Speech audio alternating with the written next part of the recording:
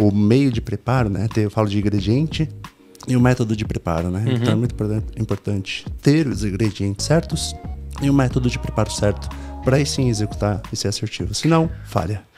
E quando eu tava chorando literalmente no Mosteiro de São Bento, de joelhos numa capela lá, falando assim, cara, não sei mais o que fazer, porque já passou 1 ano e meio essa história, né? Aí veio uma mensagem assim, cara, falando assim, venda o que você gosta de fazer.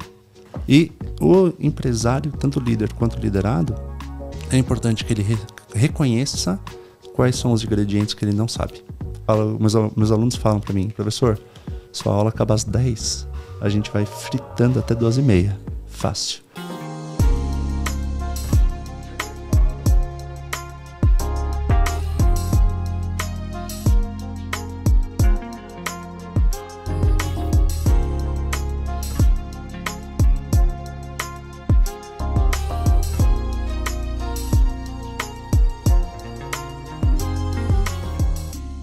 Fala aí, empreendedor, fala aí, empreendedora, fala aí, sonhador e sonhadora. Começando mais um Empreenda Cash, nessa 5ª temporada que eu prometi que eu ia convidar todo mundo que de alguma forma cruzou no meu caminho. Esse cara aqui de hoje, aos 32 anos, ele resolveu empreender e conhecer o mercado, como que é aquele nocaute que a gente toma, né? A gente vai tomando os nocautes da vida, o lance de empreender, eu já escutei na minha história aí, já em algumas temporadas, que é a arte de quem aguenta tomar mais porrada. Ele tomou algumas, decidiu voltar para o mercado para aprender um pouco mais e desenvolveu um método sobre isso. O cara foi camelô no meio da Praça Roosevelt e tentou lá ganhar a vida, mas mesmo assim faltou método, faltou treinamento. E ele retrata isso num livro escrito em 2020 e ele vem agora com a empresa dele chamada Bora Desenvolver, auxiliando a galera com tudo que ele aprendeu e esses métodos que foram construídos. Mas eu vou deixar ele contar mais sobre ele, olhando naquela câmera. Diga quem é você e o que você faz. Gustavo, muito obrigado pelo convite, estou muito feliz de estar aqui. Parabéns pelo seu projeto, um projeto fantástico. Tenho certeza absoluta que essa missão sua vai ajudar muitas pessoas, milhões de pessoas a serem mais assertivas, mais estratégicas nas suas tomadas de decisões. Eu estou muito grato aqui por estar contigo. Muito obrigado, cara. Cara, feliz em estar com você, ter te conhecido, né? E ter cruzado aqui de alguma forma. Você vem aqui nos estúdios lá. Você também tem um podcast, né? Sim, já fala pra galera, já podcast deixar. Bora Desenvolver, segue lá, gente. Acabamos de começar. Temos convidados chegando aí também, grandes convidados. Tenho certeza que a gente vai estar junto nessa missão, ajudando o máximo da galera aí a ser mais estratégica. Posso me apresentar então? Pode, vamos lá. Manda lá.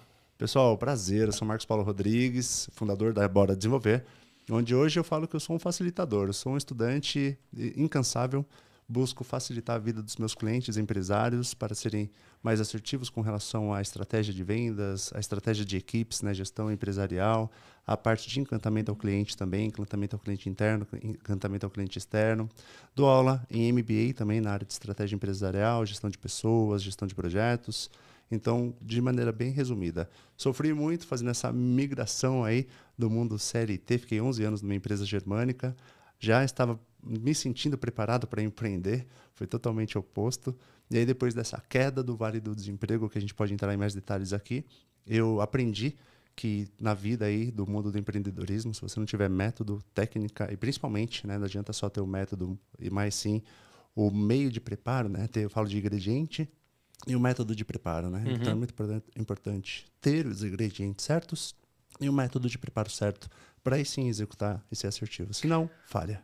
Agora, nasce esse livro que eu tô aqui, O Vale do Desemprego, para a galera entender o que é o Vale do Desemprego. Vamos começar pelo livro e a gente vai destrinchando a sua história toda. Fantástico, fantástico.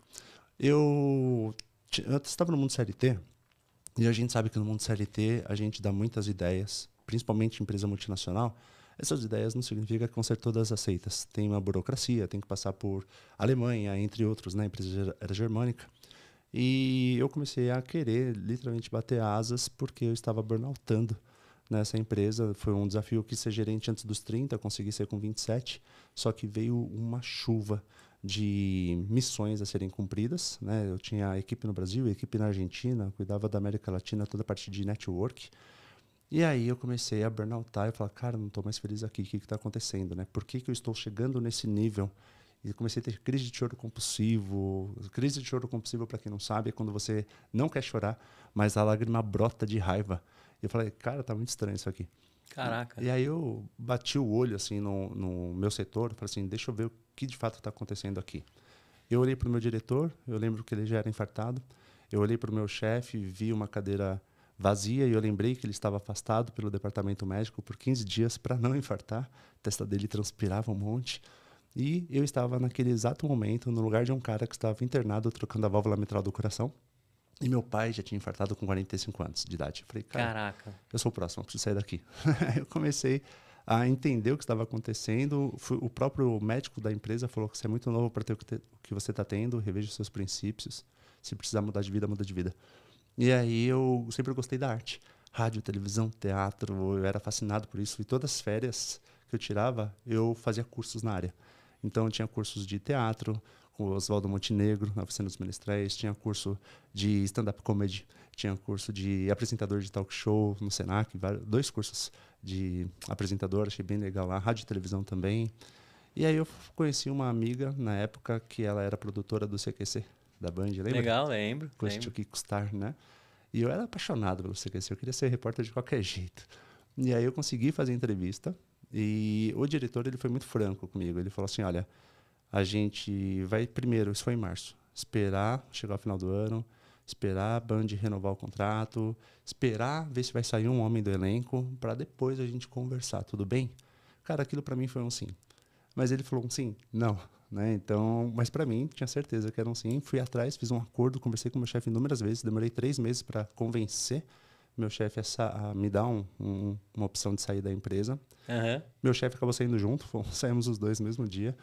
E aí, a partir daí, eu comecei a minha jornada. Né? Então, isso foi em junho de 2013, vai fazer 11 anos essa jornada, se não me engano, agora. E, aliás, está fazendo essa semana. É. E a partir daí eu comecei a querer buscar esse desafio, só que a Band, ela renovou o contrato, só que na época, em 2013, só saiu a Monique Iose, né, do CQC, e eu tentei, implorava, batia na porta, fui, olha, posso até falar que fui um stalker em cima do diretor lá, viu, porque eu ficava batendo na porta desesperado. Eu mandava 1000 e-mails pro cara, tentava ligar, falei, cara, eu só pensei nisso, eu não pensei em outra coisa. Né? E, de fato, não consegui entrar, apesar que eu fiz participações. Eu fiz 2 participações como figurante no CQC, lá com o Danilo Gentili e Dani Calabresa, foi bem legal. E eu sou muito grato a eles por essa oportunidade também. E grato por todas as empresas que eu trabalhei, apesar de terem muitos desafios e muitos defeitos também, na minha opinião, né? Várias. Mas o fato é que, a partir daí, eu comecei a me mexer e falar, cara, tá bom, não tá dando certo aqui, para onde que eu vou? Então, eu fiz figuração em novelas da Globo, SBT, fiz testes comerciais aos montes, fiz comercial também pela GNT, mas ainda assim a conta começava a não fechar. E você decidiu fazer o curso de ator um pouco mais velho já? Não, eu fiz o curso, Mais eu comecei novo. a fazer o teatro para me desenvolver, porque eu comecei a perceber que eu era uma pessoa muito bruta, né?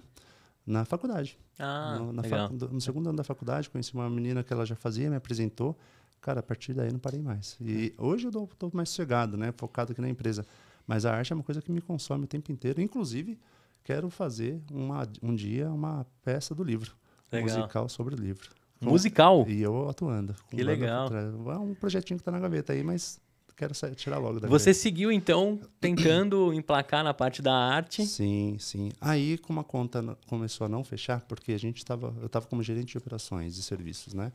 Querendo ou não, status e financeiro bom. Né? E eu mantive esse status, só que eu peguei toda a receita que eu recebi da rescisão, né?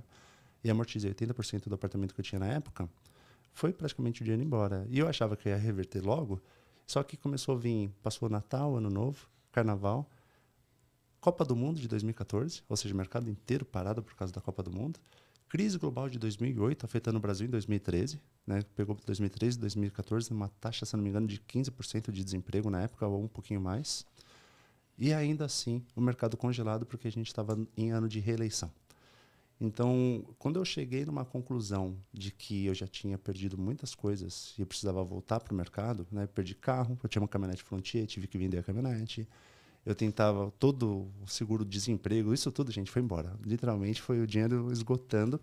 E a gente acredita... Tudo pro ralo. Isso, e a gente acredita que ainda não vai dar certo, né? Vai dar certo, só que você é muito pouco executor, né? De fato. E eu tentava algumas coisas que não davam certo. Fiz stand-up comedy em bares, No meu nível de desespero, o último que eu fiz foi em São Caetano, foi aquele que foi a gota d'água, assim, cara. Porque eu tava com caras da Praça Nossa, os caras fantásticos, arrebentando no stand-up. Quando eu entrei, eu já entrei tropeçando ali no fio. Uma música que tinha que tocar não tocou. E aí, se você não acerta na primeira chave do stand-up, cara, esquece, você não vai pegar o resto. Ou seja, ninguém riu de nada. Aí foi aquele dia que eu chorei e falei assim, cara, estanquei aqui, vou voltar pro mercado, já era. Tentei, mas não deu certo, paciência, vou voltar pro mercado. E aí sim que eu comecei a entender um pouco sobre peças. Porque você vai chegando no fundo do vale, e quando eu estava chorando literalmente no Mosteiro de São Bento, de joelhos numa capela lá, falando assim, cara, não sei mais o que fazer, porque já passou 1 ano e meio essa história, né? Uhum.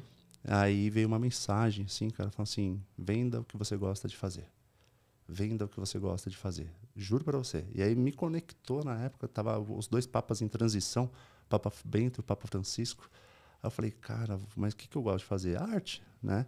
E aí eu estava do lado da 25 de março, ainda sobrou um resto de negativo lá, comprei umas peças e eu saía literalmente andando, cara, com umas caixas, porque as peças eram bonecos desse tamanho de resina e eram decorativos de música. Uhum. Então tinha saxofonista, violinista, cantor, só que era muito grande. Eu ficava andando aquilo o tempo inteiro pela Teodoro Sampaio, subia e descia em todas as lojas da Teodoro várias vezes. E aí eu comecei a tentar me especializar na área. Falei assim, como é que essa galera vende, né? Aí vi o pessoal com uma barraquinha. Falei, onde você comprou essa barraca? Ah, vai na loja tal. Tem a barraca até hoje, está debaixo da minha cama. E aí eu montei a barraca em bares de jazz da Vila Madalena que eu ia. Aí os caras deixavam eu ficar lá na frente. E montei na Praça Roosevelt. Fui de várias noites. Inclusive os garçons lá são os meus amigos da Praça Roosevelt. Mas mesmo assim, cara, não adianta. Você não vendia. E por que não vende? Aí entra o método, né? Então, chegou um momento que eu quebrei porque faltava capital, né? Os poucos que eu vendia, né? Na verdade, o cara me pedia muito desconto, eu dava. Dava todo o desconto que ele queria, né? Eu só queria vender. Então, quando eu chegava em casa com R$ 300, né? Falei, olha, R$ 300. O que acontecia? Eu já ia para as contas que eu estava devendo, né? Então, não adiantava muita coisa. Diluía rapidamente. Totalmente, eu não sabia o que era capital de giro, né? Então, eu ia nas feiras, só que você vai nas feiras e você sai mais deprimido, né? Porque feira de empreendedorismo, com todo respeito, tem lá um monte de franquia. Cada franquia é 200 mil. Você fala, cara, eu preciso de 5 e não tenho, né? E aí a casa começou a cair bastante. Comecei a não querer voltar para casa, porque voltava para casa, sabia que corria risco de dar discussão pela falta de dinheiro. Aí eu ficava andando, literalmente, andarilho total. E aí comecei a entender vários mundos. Comecei a entender o mundo dos drogados. Não precisei me drogar, mas entendi porque o cara chegou naquela situação. Entendi o mundo dos alcoólicos, porque tem muitas pessoas que eu conversava, literalmente, e o cara, desistiu da vida. E falou, tenho vergonha de voltar para casa, por isso que eu tô aqui. Né? Entendi o mundo. Sou totalmente contra qualquer tipo de furto, né? Mas entendi porque um cara pega um salame no supermercado e sai correndo. Né? Porque, de fato, não tem da onde tirar. Não tem da onde tirar. E aí eu estava numa situação dessa, eu falei, ok, ou eu fico aqui de vez, né? Ou eu saio dessa. Como é que eu vou sair dessa? Eu falei, alguma coisa eu sou bom, não é possível. Né? 11 anos de empresa alemã, poxa, formado, pós-graduado, intercâmbio no Canadá, eu falei, tem alguma coisa aqui que dá para tirar. Gastei uma grana comigo, né? Exato, né? Aí, cara, eu tava vendo sites e eu sou bem maquinzista, né? A universidade que eu estudei, dou aula. E aí eu vi um curso de mestrado. E eu falei assim, cara, eu não tenho dinheiro para pagar um mestrado, mas a matrícula talvez eu tenha, né? Que era R$ 130 ali. Eu falei, cara, vou me enfiar numa biblioteca, sentar o traseiro nessa cadeira, voltar a estudar. E eu acho que vai ser uma virada de chave. E eu ficava internado, literalmente, nas bibliotecas, estudando incansavelmente. E aí eu lembrei de uma análise SWOT, metodologia, né? Na análise SWOT, que te mostra força, fraqueza, oportunidade e ameaça. E aí eu entendi. Força, né? Excelente gerente de operações da América Latina. Puxa, legal. Né? Fraqueza, vendas. Você não sabe vender, Marcos. Aceita isso que dói menos, né? Ameaça. Estou sendo ameaçado o tempo inteiro pelos meus concorrentes, né? Porque eles sabem vender ou não. Né? E oportunidade. Cara, se você não estudar, você não vai ter oportunidade aí de aprender mais coisa e virar o jogo. Quando eu me internei literalmente para fazer o processo seletivo, e tinha muita gente concorrendo, né? Porque para entrar no mestrado você faz um belo de um processo. Eu acabei passando nesse processo e automaticamente, ainda desempregado, eu conheci uma chuva de empreendedores que estavam na sala de aula comigo. Esses caras, nossa senhora, me empurravam assim de uma maneira acelerada. Eles falavam assim, você vai quitar um ano inteiro do mestrado. E na época custava 2.630 por mês, ainda com desconto. Eu falei, cara, como é que eu vou quitar, mano? Nossa, vai ter que abrir empresa. Eu tinha medo de abrir empresa. Eu tinha medo de abrir empresa porque eu tinha medo de não ter dinheiro para pagar o contador, para você ter uma ideia. Sim. E aí, a partir daí, eles me empurraram muito e eu entendi as peças que me faltavam. Aí apareceu a oportunidade na aviação. Voltei para o mercado para aprender. A operação eu tirava de letra, só que eu não saía da área comercial. Cara, como é que você vende? Como é que faz isso? Como é que faz aquilo? Aí, depois da aviação, fui convidado para o mercado moveleiro de luxo. Foi meu último cargo CLT. E o dono chegou para mim e falou, eu sei que peça te falta e eu sei que peça que eu não tenho que você vai poder me ajudar. Então, eu já queria ser consultor. Ele falou, só não te contrato como consultor para não gerar vínculo empregatício, mas você vai ter aqui o CLT. E essa peça que te falta, eu dou treinamento para minha equipe todo mês. Então, eu vou conseguir te completar essa peça. E foi dito e feito. Então, quando eu estava já há um ano trabalhando com ele, eu já estava montando minha empresa, já estava sabendo a venda, que era literalmente a peça que me faltava, marketing um pouquinho também. E aí, a partir daí começou a dar mais certo. E até hoje eu falo que tem muita peça ainda que eu preciso aprender, eu não paro de estudar um minuto para poder hoje ajudar os meus clientes com essas peças também. E você acha que a peça de vendas é a mais importante da estrutura do quebra-cabeça ou não? Olha, é uma das, porque se você tem um negócio e se você quer gerar lucro para a tua empresa, meu amigo, não tem jeito, né? Então, ou você vai vender ou você vai contratar uma equipe que vai vender por você. Então, ela é fundamental, né? Mas não adianta você vender se você não souber entregar.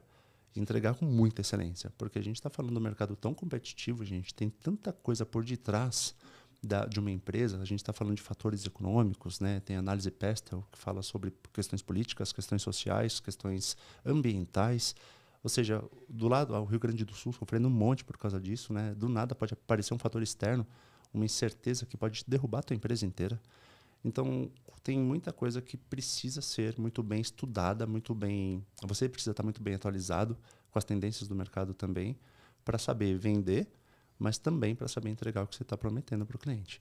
Né? E com muita qualidade. Então, o lado germânico me ensinou isso, a ser impecável nessa questão de análise de risco, qualidade, e entregar uma coisa muito bem elaborada, desde uma proposta até um relatório, até um ambiente, né? Eu fui para a Disney fazer um estudo de campo dentro e fora dos parques.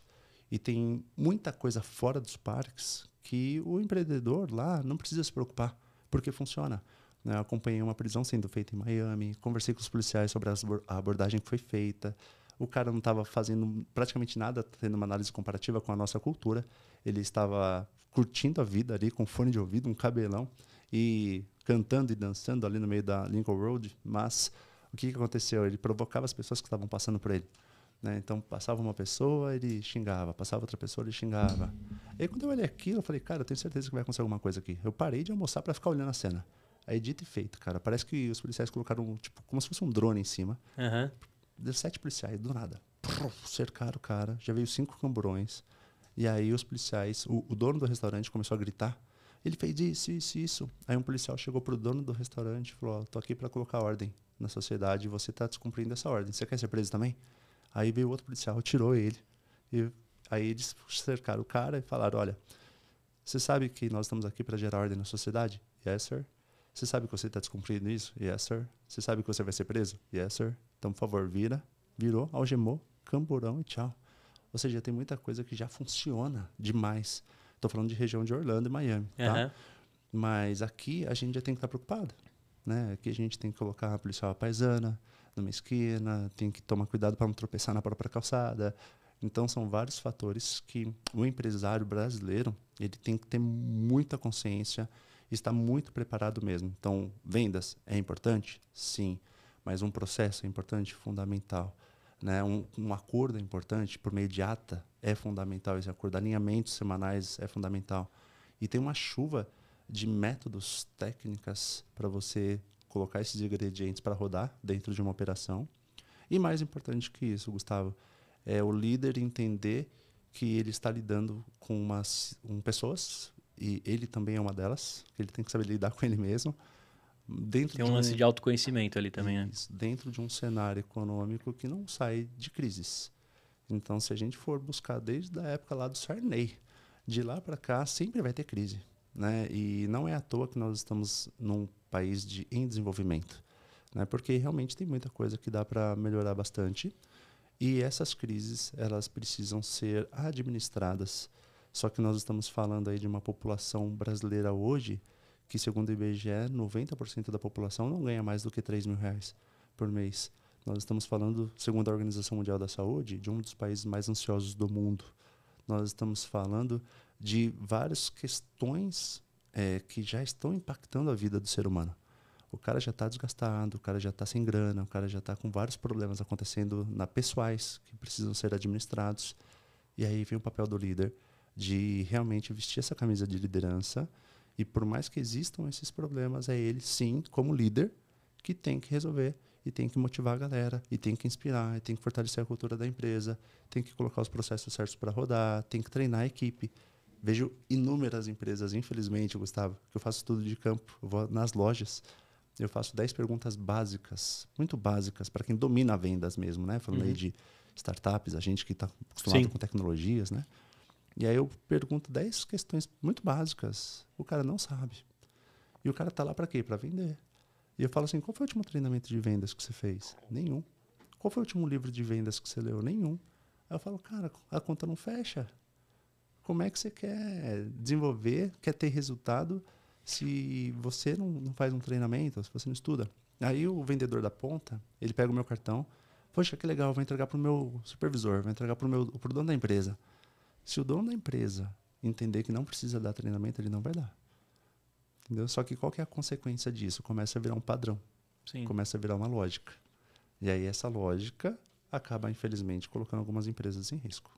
Agora, nessa sua construção, quando você analisou aquele cenário, né, aquele cenário doentio, né, da última companhia que você estava, até o momento que você entra no vale do desemprego, a gente tem aí um fator saúde bem sobressalente, né?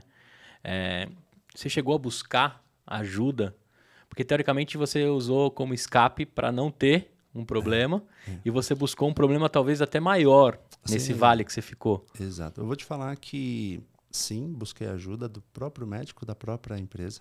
Tanto é que ele que falou, reveja os seus princípios, né? Então ele colocou ali, fui buscar terapia, né? Terapia holística, no caso também, me ajudou bastante.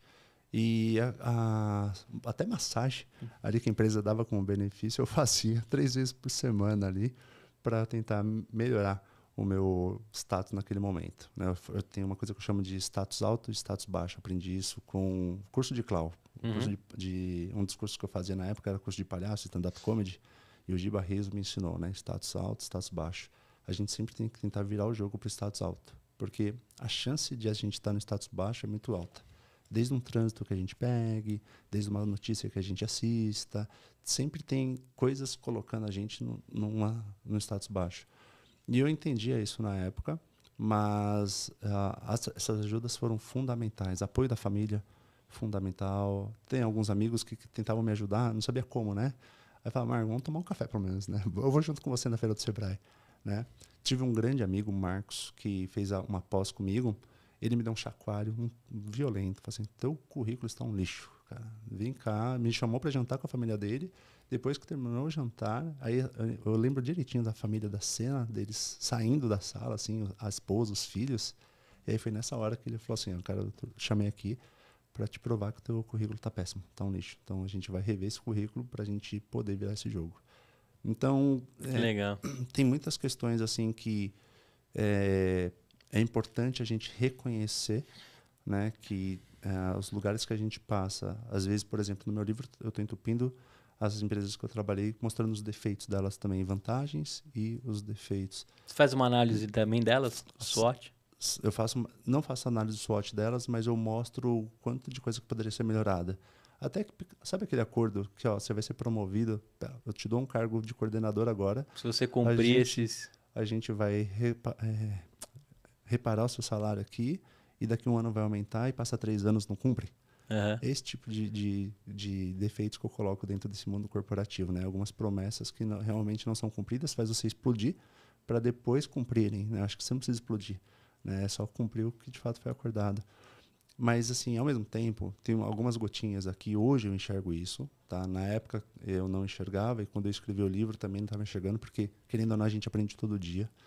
Mas pode ser um pouquinho ali de vitimismo, ou pode ser um pouquinho ali de terceirizar uma responsabilidade. Hoje, por exemplo, eu enxergo claramente, né? A empresa, por exemplo, Ford fechou a operação no Brasil, 5.000 funcionários demitidos. O que o funcionário faz? Vai para a porta protestar. Não adianta, desculpa, né? Porque tem muitas questões aí também que, quanto tempo você ficou nessa empresa? O que você fez fora da empresa? O que você buscou para a tua vida? Hoje em dia, não existe mais isso de ir lá e ficar um jubileu, como antigamente tinha um jubileu, festa de 25 anos dentro de uma empresa. A empresa aportava ali uma previdência para você ficar mesmo 30, 40 anos, né, dentro de uma empresa. E era lindo, porque era o modelo de negócio da época, CLT. Entrar numa empresa, ficar 30, 40 anos e não sair mais. É o que todas as famílias gostariam, né? Exato. No mundo mais tradicional, conservador, isso era o correto, isso era o que funcionava. Mas hoje em dia, não é assim que funciona, né? Então, você está dentro do mundo CLT, cara, pode bater uma pandemia, pode bater um desastre ambiental, milhões de coisas podem acontecer, né? Hoje a gente vai ver, a Outback está em crise, está tentando vender a empresa, procurando compradores. O Starbucks está em crise, a Polishop está em crise, o Casas Bahia está em crise, o Subway está em crise. E, querendo ou não, tem milhões de pessoas debaixo dessas bandeiras aí, né? E essas pessoas, elas, se ficarem cômodas, vai cair no vale, da mesma forma que eu caí, né? Então, vale, sim, mostrar algumas oportunidades de melhorias, né? Os desafios para essas empresas serem mais assertivas nas suas operações, nos seus acordos, nos seus processos, mas o seletista, né? O funcionário, ele tem que sair da caixa. Sim. Tem que levantar o traseiro e voltar para um curso, ou sentar e voltar a estudar. Tem que começar a se mexer. Você acredita no plano B, C, D, No E, meu livro eu F? falo que tem que ter pelo menos 5. Pelo menos 5 planos. Pelo menos 5. Eu falo para você, hoje eu tenho 11. Mesmo assim é um desafio. Mesmo assim é um desafio, né? Então, hoje, o plano A só esquece. Esquece, cara. Porque você está jogando todas as suas fichas num único lugar. E é um lugar que vai te prometer muitas coisas, mas é um lugar que tem fim. Porque você pode ter 60, 70 anos, cara, vai acabar. Você não é dono da empresa, né? Vai acabar. E hoje eu vejo muitas empresas, eu ajudo meus clientes a contratar pessoas, né, para determinadas vagas mais estratégicas, e o cliente fala na lata, Marcos, acima de 45 anos não quero. Entendeu? E ponto, né? Não tem conversa. Então, se essa pessoa ela não se mexer, a gente não sabe até quando vai ter aposentadoria. Né? A gente não sabe até quando que o quanto essa pessoa vai receber de rescisão vai ser útil por quanto tempo na vida dela. Sim. Né? Então, se ela não tiver um plano de contingência, eu acho que ela já está em risco automaticamente. E quando a gente fala desse plano A, B, C e D, você colocou toda a sua rescisão para quitar 80% do seu apartamento. Você faria isso de novo ou você mudaria? Você acha que isso foi? Faria 100% de novo. Por quê? Porque eu sei que dá para investir, dá para ter algumas receitas. Na época eu pensei em colocar tudo no investimento para ter um excelente fixo, né, que ia voltar. Mas eu não sei se hoje eu, por exemplo, naquela minha situação... Teria gastado tudo também. E não teria quitado o apartamento. Entendeu? Porque eu quitei com muita facilidade depois disso, né? Faltou muito pouco. Então, quando eu entrei na aviação, em 2, 3 meses, eu aportava tudo e jogava lá, né? E fui quitando e quitei. Acabei dando um carro para minha mãe de Dia das Mães também, ou seja, consegui fazer muita coisa depois que eu voltei para o mercado CLT. É legal o mercado CLT, acho fantástico, mas acaba, né? Então, eu não faria nada diferente do que eu fiz, inclusive o Vale do Desemprego, porque se eu estou hoje ensinando, né, os empresários, é graças a esse Vale. E o mais importante é a gente entender, e aí entra um fator fundamental, é tentar não ser resistente com esses aprendizados. Eu vejo, Gustavo, eu estou falando de mais seletista aqui, mas muitos empresários, donos, né, que também estão na mesma. O cara está sofrendo do mesmo jeito, tem as pressões gigantescas, até sofre mais do que o CLT, porque ele tem uma pressão que pode ter 200 pessoas debaixo dele, pode ter 50 pessoas debaixo dele. E, querendo ou não, todo mundo fala que o empresário é mais solitário, né? Não consegue conversar com muitas pessoas sobre estratégias, etc. Então, isso também faz com que ele precise ser mais assertivo possível, e ele ainda mais tem que ter, se possível, 15 frentes de negócio, tem que ter. Então, a frente, ela sempre vai ter o carro-chefe, né? Que vai te proporcionar mais dinheiro. Eu acho que uma frente para contas básicas é fundamental. Então, você pode baixar o preço ali para tentar ganhar numa escala, mas pelo menos essa escala já vai pagar ali a equipe, já vai pagar os funcionários, está tudo certinho. Ufa, isso é uma das minhas estratégias aqui no estúdio. E aí o restante você vai brincando com essas frentes, né? Que é a famosa esteira de produto, né? E tendo ali alguns produtos específicos que é praticamente 100% de lucro, literalmente. Porque o restante ali você está colocando para pagar as contas básicas, inclusive a operação desse produto maior. Isso vale para qualquer tipo de negócio, né? De um restaurante tipo. a um serviço de educação. Tipo, cara. Eu dou treinamento para dono de construtora, eu dou treinamento para dona de agência de turismo, academia, eu dou treinamento para dentista, eu dou treinamento para terapeutas. Assim, qualquer negócio pega, porque os métodos que eu ensino, né, as diversas teorias, um método para a galera entender é assim, pensa um nerd estudando muito e ele vai montando um storytelling com uma chuva de teorias, métodos, pesquisas nacionais, pesquisas internacionais, entra o conceito de psicanálise, tudo para entregar de uma maneira didática. Isso é importante, né? Saber entregar de uma maneira didática algo para alguém ensinar, para alguém aprender de fato e para poder aproveitar esses ingredientes e adaptar para o mercado dele. Então, hoje, por exemplo, eu vou dar um treinamento, normalmente são para pequenas pessoas, de 1 a 5 pessoas dentro de uma sala. Ainda quero crescer, tenho outros objetivos pela frente, mas eu gosto desse tete-a-tete. Isso, eu gosto desse atendimento personalizado. São 4 horas, até de 3 a 5 horas, dependendo do treinamento. Mas é muito conteúdo, cara. E a pessoa tem que fazer... Eu deixo ela fazer 2 vezes o treinamento para maturar a informação mesmo. Então, é uma chuva de conteúdos que a gente entrega para essa pessoa entender quanta coisa existe para ela usar como apoio. E hoje eu vou dar um treinamento para um estudante, por exemplo. O pai é um cliente meu já, dono de uma grande marcenaria de mercado imobiliário de luxo. E ele falou, Marcos, meu filho está fazendo ADM, eu quero que ele aprenda isso. Pelo menos a saber vender desde cedo. E o moleque lá, só eu e ele, literalmente. E aí tem uma outra dentista que eu dei o treinamento, 2 dentistas, eu avisei elas. Falei, olha, vou dar um treinamento amanhã, se quiser assistir de novo, aproveita. Então a pessoa também vai lá para dar uma maturada a mais na informação. Ah, legal, você faz um double check aí do conteúdo. Porque é uma chuva mesmo de conteúdo. Sim. A arte da venda está com cerca de 150 slides. Mesmo a pessoa recebendo a apostila e fazendo exercícios, ainda tem que maturar. Antes da gente falar da arte da venda e a formação dos gestores, um pouco mais para a galera entender, e quem estiver precisando dessa solução, você falou muito sobre o método e fez um paralelo com uma receita de bolo. Isso. Conta isso para a galera entender um pouco, a minha turma que está ouvindo nessa quinta temporada, boa. Que é mais economia real aí. Perfeito. Independente do segmento da área que você trabalha, pessoal. Vamos supor aqui que você vai fazer um bolo. Tá? Para fazer um bolo, no mínimo, você vai precisar dos ingredientes, né? Para poder fazer o bolo. Só que eu falo que com ingrediente, Gustavo, você não consegue fazer. Por quê? Porque se você não tiver um método de preparo, você não vai saber fazer esse bolo. Então, com o ingrediente e com o método de preparo, aí sim você vai fazer o bolo. Só que tem gente que ainda consegue fazer um bolo mais gostoso que o outro. Por quê? Porque ele está estudando mais, ele está lapidando mais, está colocando uma cerejinha a mais. Ou seja, ele consegue maturar essa informação de uma maneira mais bacana, adaptando para a realidade dele, e ele consegue ali, literalmente, deixar um bolo mais bonito. Tem gente que com o ingrediente e com o método ainda deixa queimar o bolo, né? Ou seja, também não consegue fazer o bolo nem com os ingredientes, nem com o método. Precisa estudar mais, precisa treinar mais. Eu gosto muito de curva de aprendizado, né? Uhum. Então, tem pessoas hoje trazendo uma analogia do bolo para o mundo do empreendedorismo, né, que são mais analíticas. A gente trabalha questões de análise comportamental. A pessoa mais analítica e planejadora naturalmente não vai ser mais executora nem comunicadora. Então, você quer vender? Você vai ter que ser executor, você vai ter que ir para a rua, você vai ter que comunicar. Né? Em compensação, um analítico, um planejador é um excelente analista financeiro, gosta de planilhas. Então, a gente precisa entender que existem essas receitas, esses ingredientes e falar assim, tá, onde que eu entro aqui?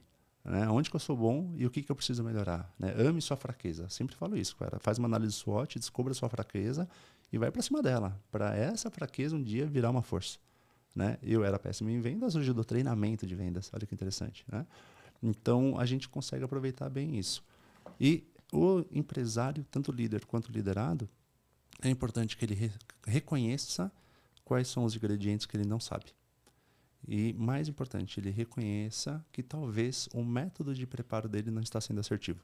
Talvez não esteja tendo o resultado que ele queira ter. Né? Então, quando você consegue quebrar essa resistência, aí fica lindo. Porque você está abrindo seu coração para enxergar coisas novas, para entender que tem mais coisa para aprender, para poder aproveitar na prática isso tudo que você está aprendendo. E aí a coisa começa a funcionar. Por que eu falo isso, Gustavo? Tem uma pesquisa feita em 130 países. E ela fala o seguinte: é muito comum que exista uma forte resistência no ser humano.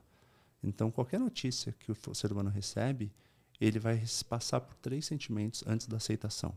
Que é a surpresa da notícia. Por exemplo, eu vou chegar para o cara e falar assim: cara, está claro para você que a gente está 1h30 aqui dentro de uma loja, numa ótica, por exemplo, e não entrou nenhum cliente, você não está vendendo? Surpresa. Ninguém vai gostar de uma notícia dessa. Como assim? Né? Segundo sentimento é o medo. Meu Deus, cara, talvez ele esteja certo. Né? Talvez eu estou quebrando e não estou percebendo. E o terceiro, e o mais grave de todos, que muitas pessoas empacam aí, é a negação. Cara, esse cara não sabe o que está falando. Eu tenho 20 anos de experiência. Sabe de nada. Eu que investi 200 mil reais aqui para deixar essa loja bonita. Só que essa resistência, cara, é como se fosse uma droga que aos poucos vai literalmente matando o negócio. Vai indo, vai indo, vai indo. E aí, quando ele resolve buscar ajuda, já não dá mais para buscar ajuda. Eu conheço pessoas que estão devendo 3 milhões para cliente. Porque o cliente comprou o produto, aí veio a pandemia, a pessoa não conseguiu entregar e não consegue entregar até hoje, está se enfiando em empréstimos, atrás de empréstimos e está muito resistente para aprender também. Acha que está ali, ó, top, o ego está lá em cima, né? Aí que entra a psicanálise, né? Ego, narcisismo, está lá em cima. E eu conheço outros que estão devendo 1.700.000. Eu fui descobrir, esse eu tomei um calote. Eu fui descobrir quando o cara me chamou para fazer o meu principal serviço dentro da empresa dele. Quando eu entrei, eu entrevisto as pessoas, né, faço um mapeamento, e o próprio financeiro falou: cara, ele não está pagando nem nosso salário aqui, nem o aluguel do espaço ele está pagando. Eu falei: putz, isso aí não sei. Mas você deu o treinamento? Entreguei um relatório, cara, gigantesco de melhorias em todas as áreas. E eu tinha feito um acordo assim: se você não gostar do meu trabalho, você não precisa pagar. Né? Só que eu não sabia que ele estava quebrado. E aí eu entreguei, cara, paguei almoço, apresentei para o cara no Oscar Freire, dei livro, dei o relatório intacto para ele, fui presencialmente também, era uma empresa de treinamento, fui assistir um treinamento, fiz toda uma consultoria para melhorar a estratégia dele também. Só que esse cara aí tem má índole. Então, tem umas pessoas Para ele soou como música. Se você não gostar, não precisa pagar. A palavra só não então, precisa pagar. Né? Exato. Só que o que aconteceu? Eu tirei essa frase da boca dele quando eu fiz a apresentação final. Falei: cara, você gostou disso aqui que eu te entreguei? Porra, fantástico, cara. Não tem como não gostar. Aí eu falei assim: beleza, então está entregue. Certo? Certo. Daí ele até falou assim: preciso ver como eu vou te pagar. Eu falei: beleza. Mandei o link de pagamento lá dividido em 10 vezes. Aí o cara começou a vir com umas conversinhas, começou a falar... Aí, meu cartão bloqueou. Não, aí casou, né, cara? Que, assim, a pessoa, muitas vezes, pessoal, ela não fica endividada, devendo 1.700.000, devendo 3 milhões à toa. É porque tem uma chuva de incompetência por detrás disso. Né? E a incompetência é uma coisa que eu falo que pega muito, Gustavo, é quando você tem uma ambição muito grande, que eu acho que é legal ter ambição, e tem que estar bem estruturada. Mas tem uma linha, cara, que assim, quando passa da ambição e vira ganância. Cara, quando vira ganância, o cara está com dinheiro no bolso, ele não liga mais se o funcionário está insatisfeito porque ele atrasou o pagamento. Ele não liga de não pagar mais fornecedor. Ele não liga de não pagar aluguel. O cara começa a pensar só no dinheiro dele. E ele começa a pensar no carro que ele está usando. Ele começa a pensar nos consórcios que ele fez. Ele começa a ir para outros lados. Só que, cara, a lei do retorno está aí, bicho. Então, essa galera toda, incluindo clientes que estão sendo prejudicados, não vão voltar nunca mais. E aí esse cara com 1.700.000 que ele está devendo, ele não paga mais esse 1.700.000, ele quebra.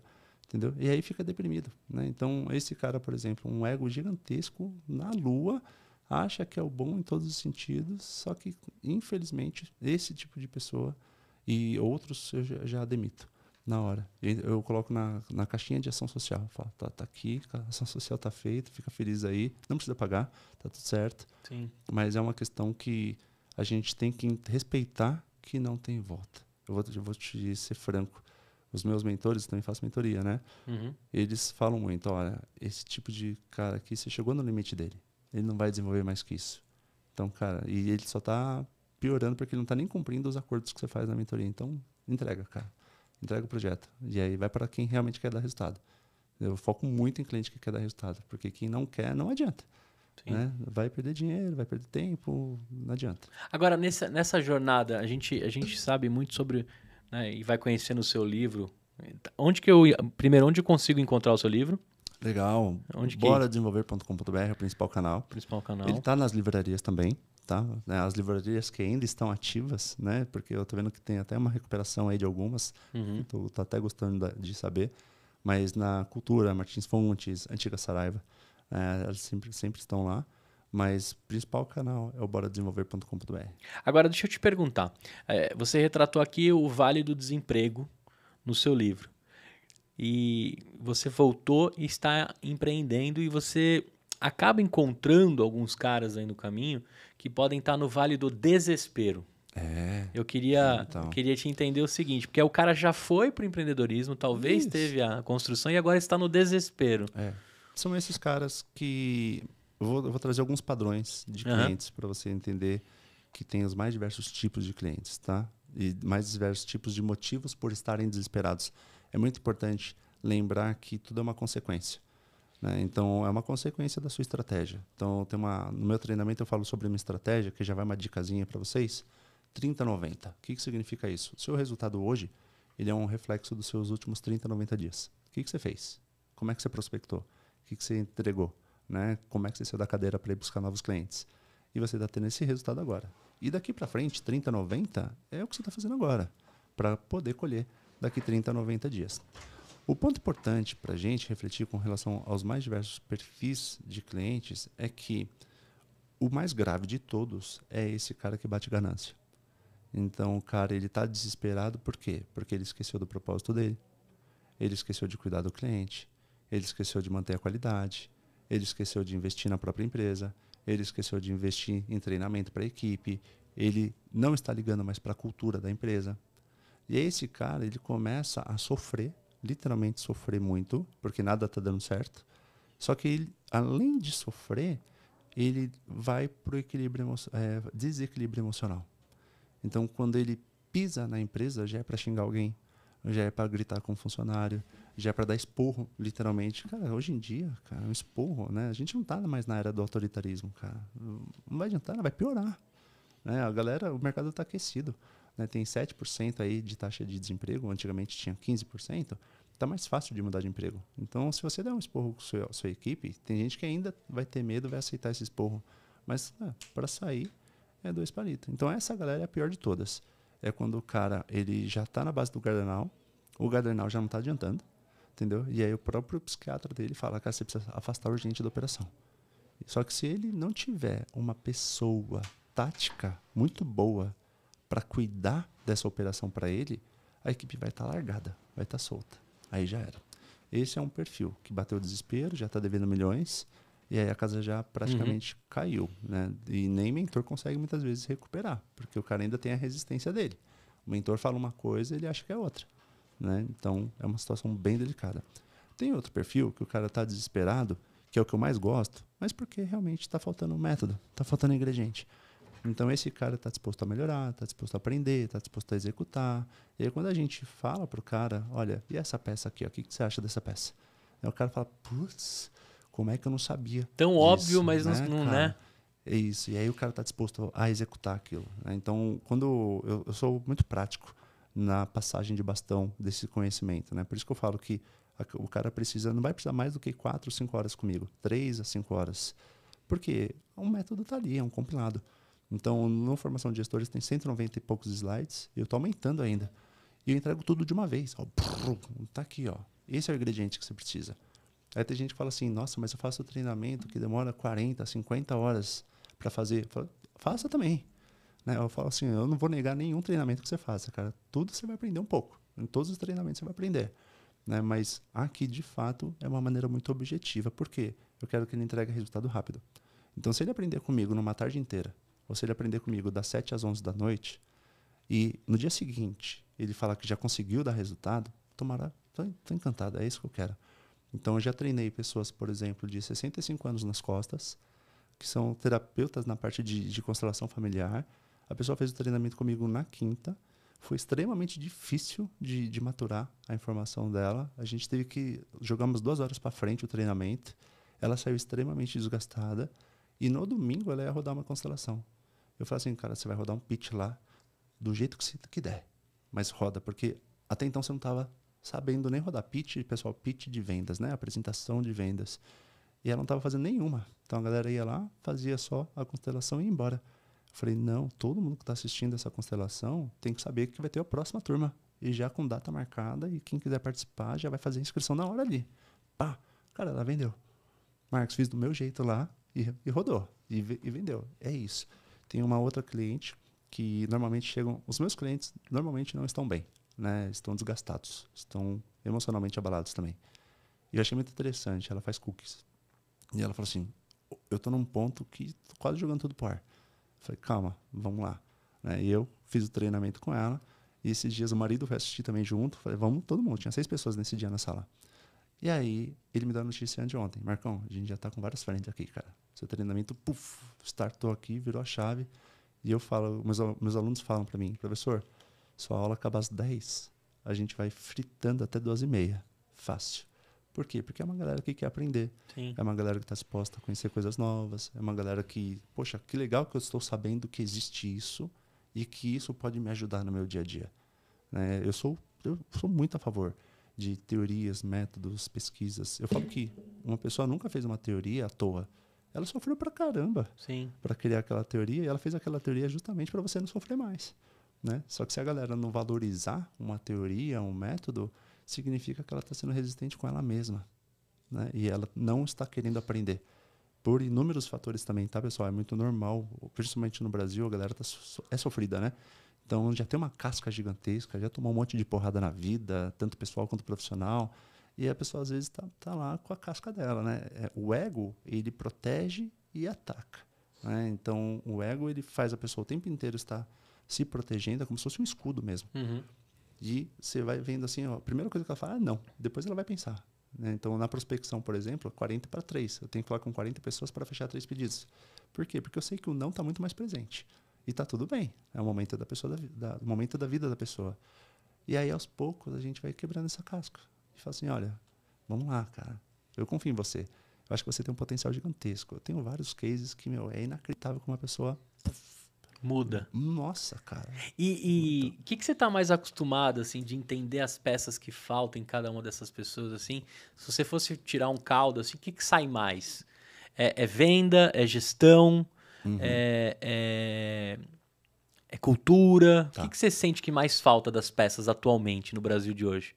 Tá, para quem está no comércio, eu tô falando de varejo, né? É mais venda. A galera tá com a equipe lá, mas não treina a equipe com profundidade. Para vender. Para vender, de fato. Não é nem para atender, para vender. Não, atendimento... E também se não vende, não atende, né? Eu falo que atendimento é muito diferente de vendas. O atendimento é um encantamento, é uma educação, é um respeito, tá lá pronto para atender o cliente.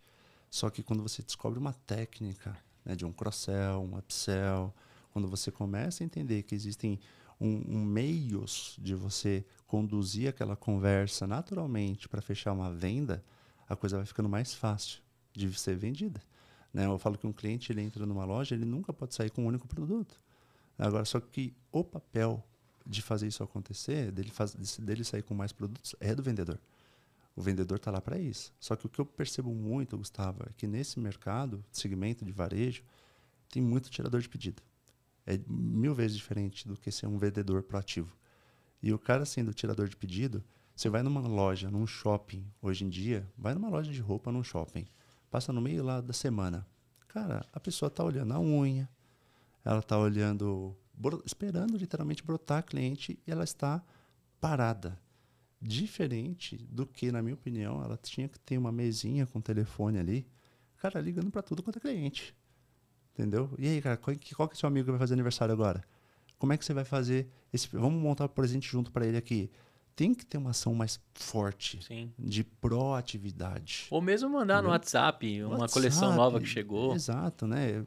Fazer um grupo específico, tentar se mexer. Uma lista de transmissão, né? Exato, tem que ter movimento. Tem que ter movimento. Eu acredito demais em movimento. Se a pessoa ficar parada, cara, não vai brotar cliente. Esse é um segmento, tá? Uhum.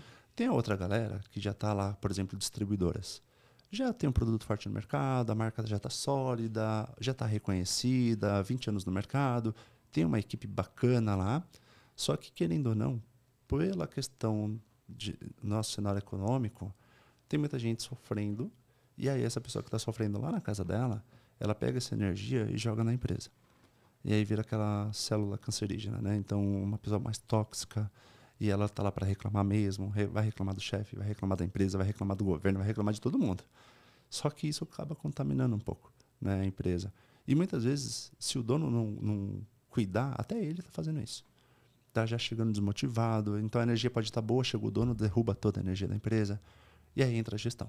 Então é uma gestão de entender os gaps, entender o que não está dando certo aqui, por que não está dando certo. É mais voltado ao relacionamento humano, ou é um método que está faltando mesmo? Está faltando aqui uma disciplina para a gente fazer uma reunião? Eu tenho alguns clientes que eu pergunto, eu falo assim, qual foi a última vez que você parou para falar de uma reunião, parou com a sua equipe para falar sobre o planejamento semanal? O que a gente vai fazer nessa semana? Não faz. E aí, se não faz, não tem acordo. E aí a pessoa começa a fazer mais do mesmo ali. Mas vira balbúrdia. Exato. Pode virar, de repente, alguém que começa a achar que tem mais poder. Eu já vi gente de setor financeiro tirando dinheiro da empresa para pagar a própria faculdade, achando que está certo. Entendeu? E aí você começa a ver muita coisa errada acontecendo. Por quê? Porque não tem uma ordem, não tem um controle, não tem uma disciplina ali. Entendeu? E a gente sabe que tem, querendo ou não, o líder, o papel do líder qual é? É motivar, mas é condicionar essa equipe, né, para dar o resultado que ele quer. Entendeu? E se essa galera não estiver sendo muito bem condicionada para fazer um bom trabalho, cara, não vai cada um para um lado. É um monte de formiga, assim, só que vai para um lado. Até as formigas são condicionadas. Você percebe que tá lá filhinha ali, né? Sim. Mas se o líder não tiver esse posicionamento mesmo, lembrar que ele está lá dentro da hierarquia para liderar, né? Como é que ele vai liderar? Não vai. Entendeu? Agora, pode ser que a sua gestão está maravilhosa, sua operação está redondinha, suas vendas estão prontinhas, seu atendimento está redondo. E aí vem aquela treta do comercial e o marketing, que aí fala assim, cara, você não está me gerando demanda. Né? Como é que atua nisso? Porque acho que, por exemplo, é que aqui no caso dos estúdios Oz, eu sou o próprio marketing e o comercial. Né? Então eu sinto ali que a minha fraqueza, que eu já estou me apaixonando por ela depois desse papo contigo, é talvez gerar a demanda. Né? Porque caiu aqui dentro é negócio fechado. Né? E aí tem técnicas, tem tecnologia, tem tráfego para isso, etc., que eu venho me especializando e está melhorando bastante. Mas não tem aquele lance de você botar numa sala o marketing, a gestão, o financeiro, e aí o marketing é escorraçado do início ao fim, dizendo que ele não gera demanda para todo mundo? Tem. Por isso que foi criado o Growth. Né? O Growth é justamente para conectar marketing e vendas. Isso acontecia muito com o gerente de projetos e gerente de operações também. O gerente de projetos implantava o projeto, o gerente de operações ia pegar para começar a operar literalmente ali vários links instalados e tinha um monte de coisa errada. Insustentável, né? Nunca passava para a sustentação do projeto. Exato, né? Aí o gerente de operações fala, cara, quando você terminar de implantar isso certo, eu não consigo operar. Ou então, o gerente de projetos também sofre porque o vendedor vendeu algo que não é vendável. Né? Vendeu um sonho que não é realizável. Bater na meta, tá? E aí vem uma chuva de culpas e terceiros. Então, o gerente de projetos e o gerente de operações, para resolver essa dor, as empresas começaram a colocar na mão de um cara só. Falaram, parabéns, você é o gerente de projetos e operações. Então, quando eu estava na aviação, eu tinha 153 projetos em andamento. Desde a arquitetura de alguns que eu estava começando a desenvolver, migração de data center, por exemplo, até outros que já estavam ali. Check-in, por exemplo, sistema de check-in operando naturalmente. O marketing e vendas é a mesma coisa. é importante lembrar todo mundo, todos os dias, que vocês estão dentro do mesmo bote e com o mesmo foco, com o mesmo objetivo, né, de fazer a empresa crescer cada vez mais. Então, não tem essa de culpar um ou outro. Agora, uma coisa que eu sempre pontuo é que a gente não pode depender só do inbound, né, de um tráfego e esperar que chegue lead qualificado. A gente tem que ter alguém na rua, entendeu? E tem pessoas que faz tudo, né? Eu, por exemplo, adoro fazer tudo na minha empresa, né? A síndrome do Salvador lá parece que, né? Você quer... O herói a todo tempo. Exato. Mas, a partir do momento que você tem uma equipe, é muito importante que você lembre que você está na parte estratégica e não está mais na operação. Algumas coisas você vai querer ainda abraçar essa operação, faz parte do jogo, né? Mas amanhã o Gustavo vai estar onde? Só na estratégica, entendeu? E vai ter uma equipe de vendas na rua para ir prospectar, outbound. Vai ter uma equipe interna cuidando dos leads e trabalhando, se está frio ou não, se está qualificado ou não. E vai ter alguém aqui entrevistando no lugar do Gustavo. Sim. Entendeu? Para representar o Gustavo. Então, é um desafio, né? A gente passar esse bastão, porque a gente quer fazer tudo. Sim. Né? Natural. Você viveu um clássico. Você chegou aqui, eu tava mandando spray no pregador para poder arrumar as cortinas dessa sala. Né? Exatamente. Você pegou um caso real, meu. Eu, particularmente, eu acho que é legal isso, tá? Mas é muito natural que a gente entenda que nós estamos numa parte mais estratégica, Sim, com o passar do tempo, sim. né? E eu, particularmente, gosto muito do Pareto, famoso 80-20. Então, hoje, você está fazendo o que nos 80% do seu tempo? E será que você está tendo 20% de resultado? Né? Ou você está tendo um excelente resultado? E tem algumas coisas que você pode fazer que vai consumir só 20% do seu tempo, mas vai trazer um resultado, cara, gigantesco. Por exemplo, essa live aqui, eu me preparei muito para estar aqui com vocês hoje, né, nesse podcast, porque eu quero que seja a melhor live de todas, eu quero que seja o melhor conteúdo de todas, por cara, em uma hora ali do dia dele, pegar uma chuva de conteúdo e falar assim, cara, preciso urgente isso me que eu mexer, vou fazer. executar, entendeu? Então, todo dia eu tô pensando nisso também. Eu falo, tá, compensa eu investir tempo nisso? Eu, como dono de empresa, compensa? Uhum. Quando a gente é um pouco mais analítico, um pouco mais planejador, cara, a gente vai amar ficar passando spray em tudo quanto é canto. E eu faço isso com o meu site. Horas e horas para montar um post. Uhum. Aí eu vou lá e, não, mais um pouquinho para cá, mais um pouquinho. Ah, muda a cor, muda tudo. Muda a foto. Muda a foto, exatamente. Eu faço isso o tempo inteiro. Só que a cada dia que passa, eu estou estudando isso há alguns anos já comigo. A cada dia que passa, eu me provoco a não ficar mais no meu escritório. Por exemplo, eu estou saindo daqui, eu tenho uma reunião com uma grande amiga, parceiraça, que inclusive ela já fez um podcast aqui comigo, a Cris Mazan, a Mas Agência, a Cris Pinzan, e eu vou fazer uma reunião com ela. Saindo da reunião com ela, eu vou visitar um estúdio que é um lugar de treinamento, um espaço de treinamentos que eu quero oferecer uma experiência mais interessante para o meu cliente. Saindo de lá, já vou ter que comprar uns negocinhos, quitutes, porque eu vou dar treinamento à noite. Então, o tempo inteiro eu tenho obrigatoriamente que estar na rua. Eu, no marketing offline, acabei de imprimir folder para minha empresa. Para bater, às vezes eu tiro, como o Pareto está saudável na minha questão, tem hoje em dia 3 dias da semana que, cara, tá super tranquilo. Entendeu? O que eu faço? De loja em loja. Vou bater, vou quebrar meus medos, né, de medo da rejeição, com relação a... Nossa, às vezes você vê uma loja fantástica, você tem medo de entrar na loja. Porque medo de ter a rejeição, literalmente. Então, eu vou treinando isso a cada dia. E isso vai me trazendo mais resultado. Vai conhecendo mais pessoas, vai gerando mais negócios. Gera movimento também. Total movimento. E é bem diferente esse tipo de movimento, da gente ir para a rua para gerar negócio, do que ficar arrumando site, ficar arrumando pequenos detalhes. Spray nas paredes e por aí vai. Exatamente. Visto que quando é preciso arrumar, vamos arrumar. Essa é a questão. Agora, o que eu estou fazendo versus o resultado que eu estou tendo? Por exemplo, o meu site, ele já estava bom. Mas eu tenho que ficar mudando toda hora meu site? Né? Será que eu tenho que fazer mais coisas? Ou será que ele já está bom e eu aceito? Ok, Marcos, vai para a rua. Uma vez eu escutei uma frase, eu uso ela com um pouco mais de regularidade. O ótimo é inimigo do bom. Então, eu concordo com ela hoje e eu não concordava antes. Né? Por quê? Porque como eu venho do mundo germânico, 11 anos, o meu lado analítico e planejador, ele é muito forte.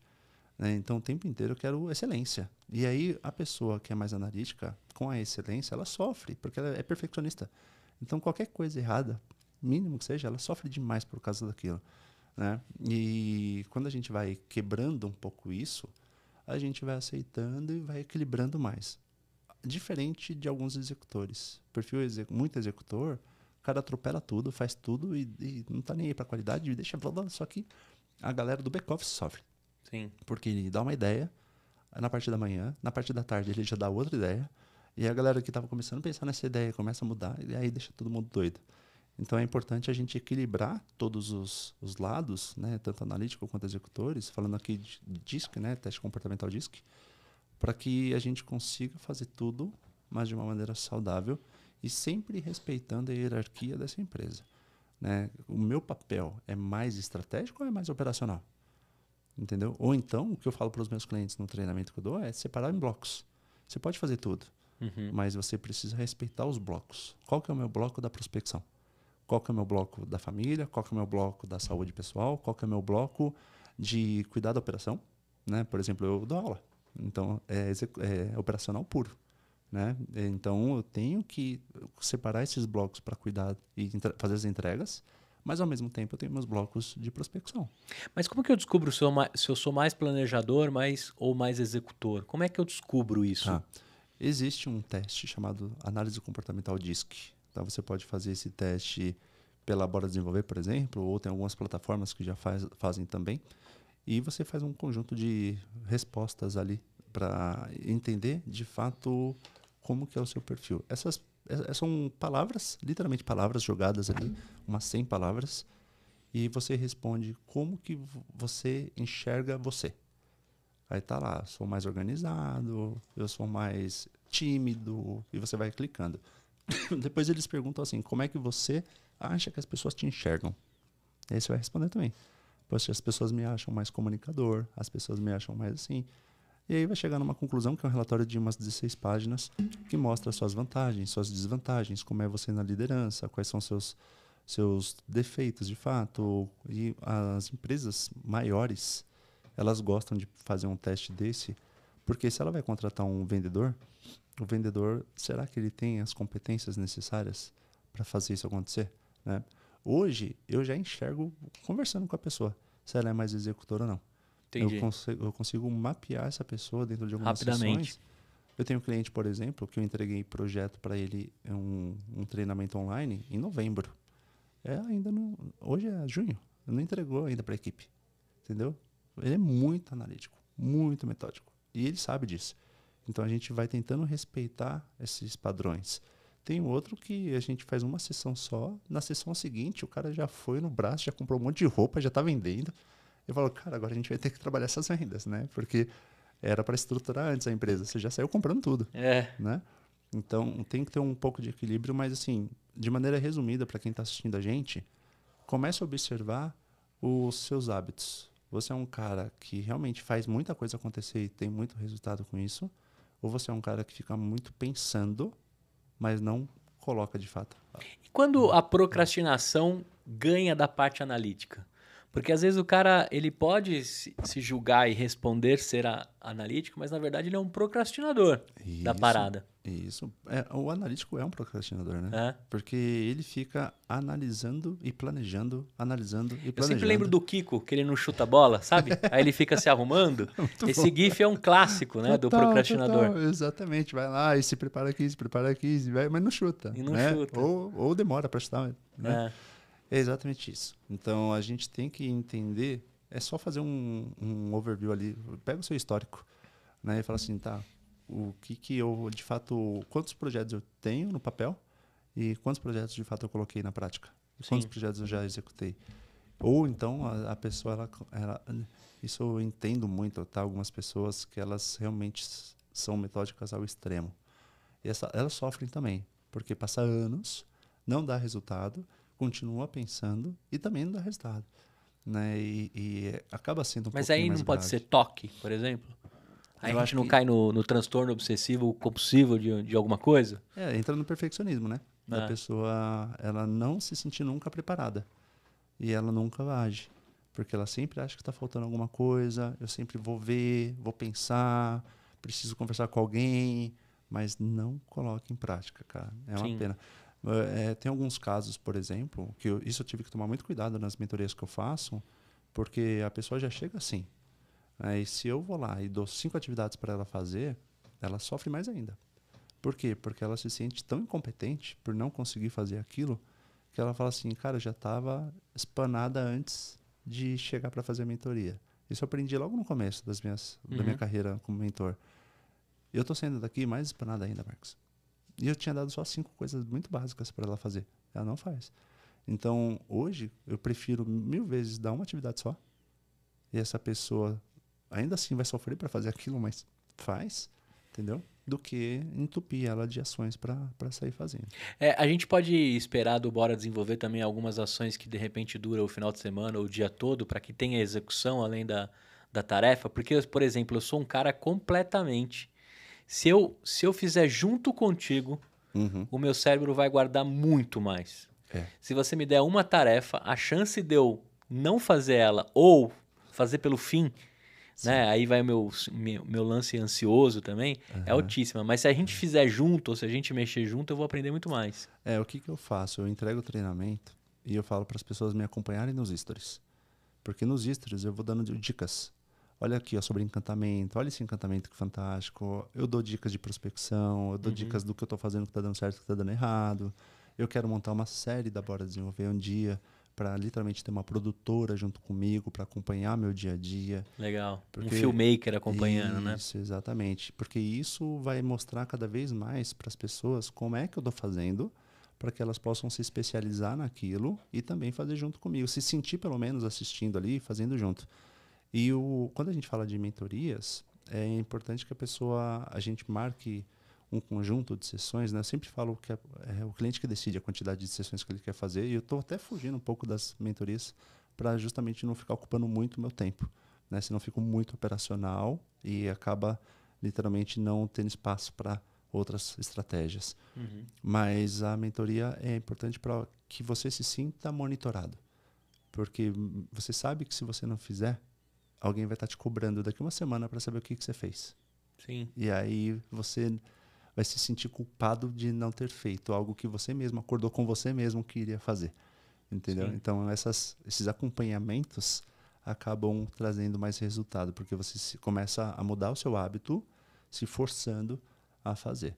Agora, Marcos, tem casos que você entra ali, faz a análise, coloca a SWOT, né? Entende com o cara todos os pontos, mas você entende que ele não desenvolve aquela peça, que talvez ele teria que ter uma complementariedade. O sócio dele tem que ser aquela peça. É comum isso ou não? Ou você acha que toda pessoa pode desenvolver todas as peças?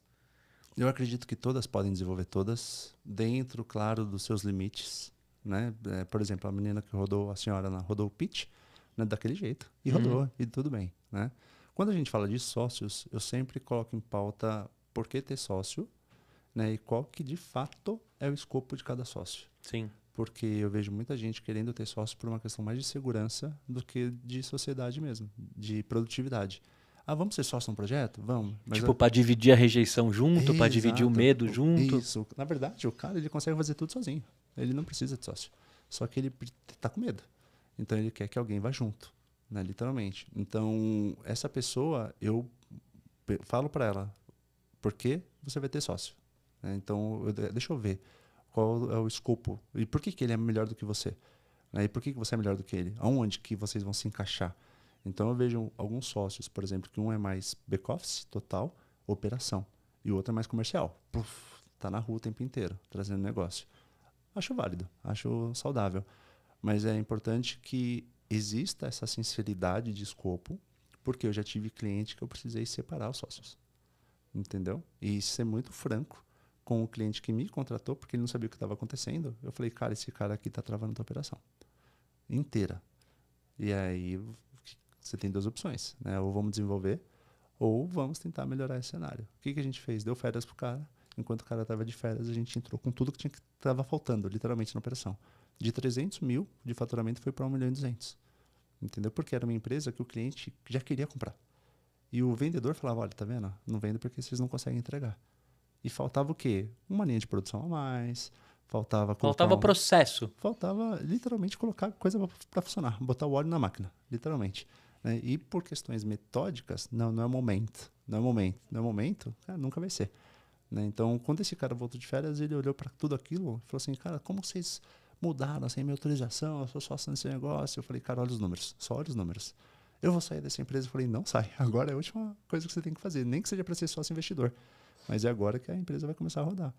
Levou para o lado pessoal, vendeu a parte dele, o outro sócio comprou com o maior prazer. Com o próprio lucro que ele gerou dali para frente. Exatamente, e está super bem. Sim. Né? Então, assim, são questões que a gente tem que ser bem frio mesmo numa questão de sociedade para deixar muito claro o escopo de trabalho de cada um e que cada um seja responsável mesmo por esse escopo e, principalmente, que não queira entrar no escopo do outro. Sim. Tem reuniões de alinhamento, dá para conversar, mas já tive cliente assim também. Eu fui descobrir depois de um tempão que existe um documento chamado Acordo de Sócios. Ali que tem que estar muito claro Isso, tem o limite de município de cada um, né? Exato. E eu já faço isso até no organograma.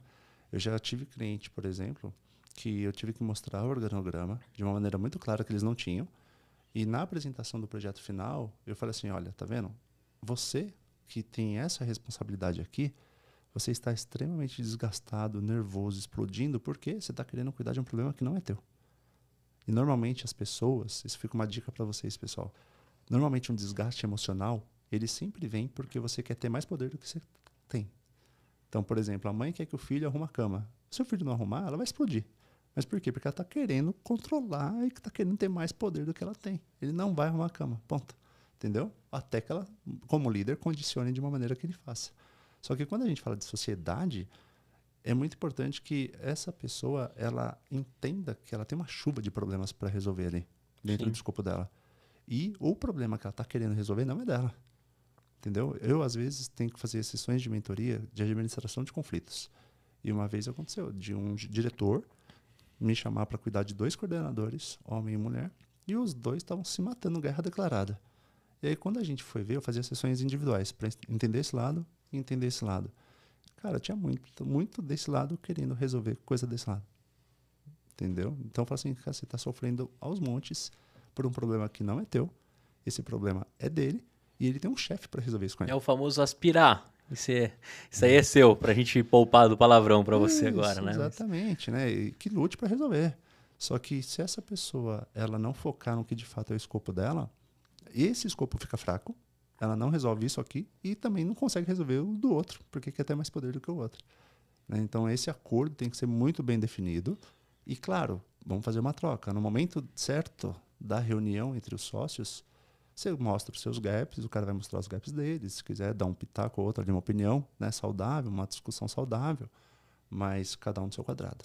É muito importante. Agora, cara, nós temos a idade próxima, né? Eu tenho 36, você atualmente 42. Nós não somos da ativos digitais, porém escolhemos como profissão a tecnologia. Né? Você fez análise de sistemas, eu abandonei várias faculdades, mas fui programador, desenvolvedor, depois viram lá que eu era bom de conversa e foram me levando para vendas. Mas a tecnologia faz parte da minha vida. Né? Meu último cargo CLT foi como head de transformação digital, inovação e etc.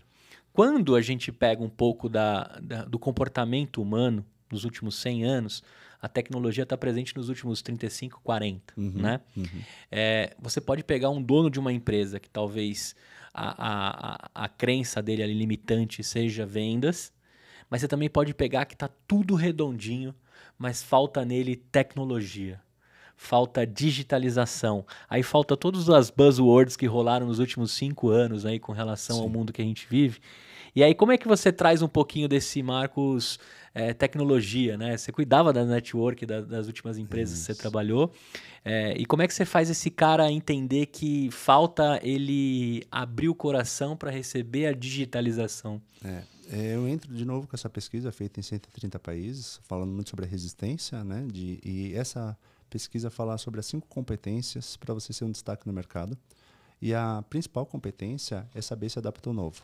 É a habilidade das habilidades. Adaptabilidade, né? Que criaram. Você ter o poder de se adaptar ao novo da maneira mais rápida possível.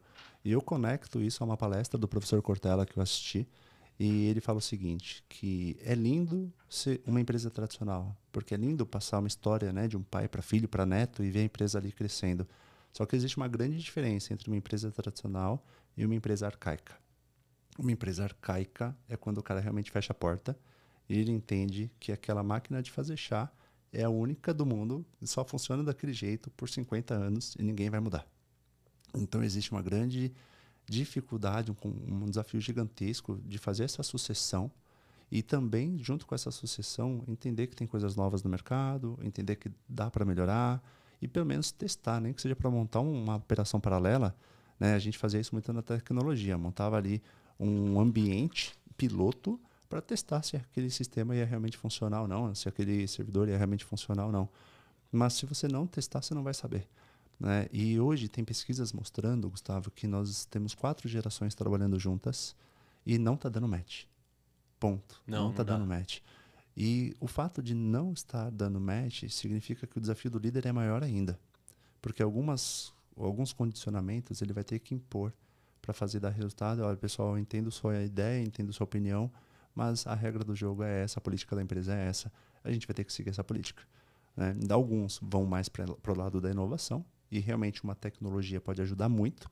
Tem outros que colocam uma tecnologia que vai mais atrapalhar do que ajudar, literalmente, principalmente nessa primeira fase, né? Se o cara não fizer uma transição muito saudável, explicando os benefícios dessa tecnologia, quais são as etapas para a gente passar para a produção o mais rápido possível, e o cara vai lá, pega uma tecnologia, um sistema que ele acha que é o melhor e bluf, joga.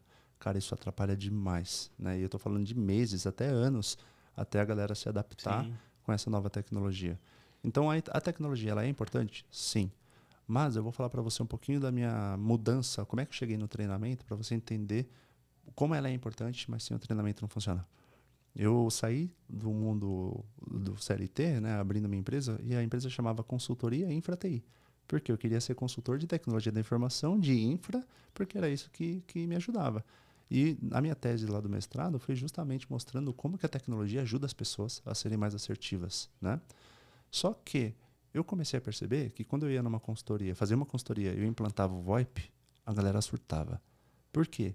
Como assim? Eu tinha um telefone aqui que eu tinha o número ali, já ligava, agora tem um monitor nesse telefone, cara, não sei como liga esse negócio.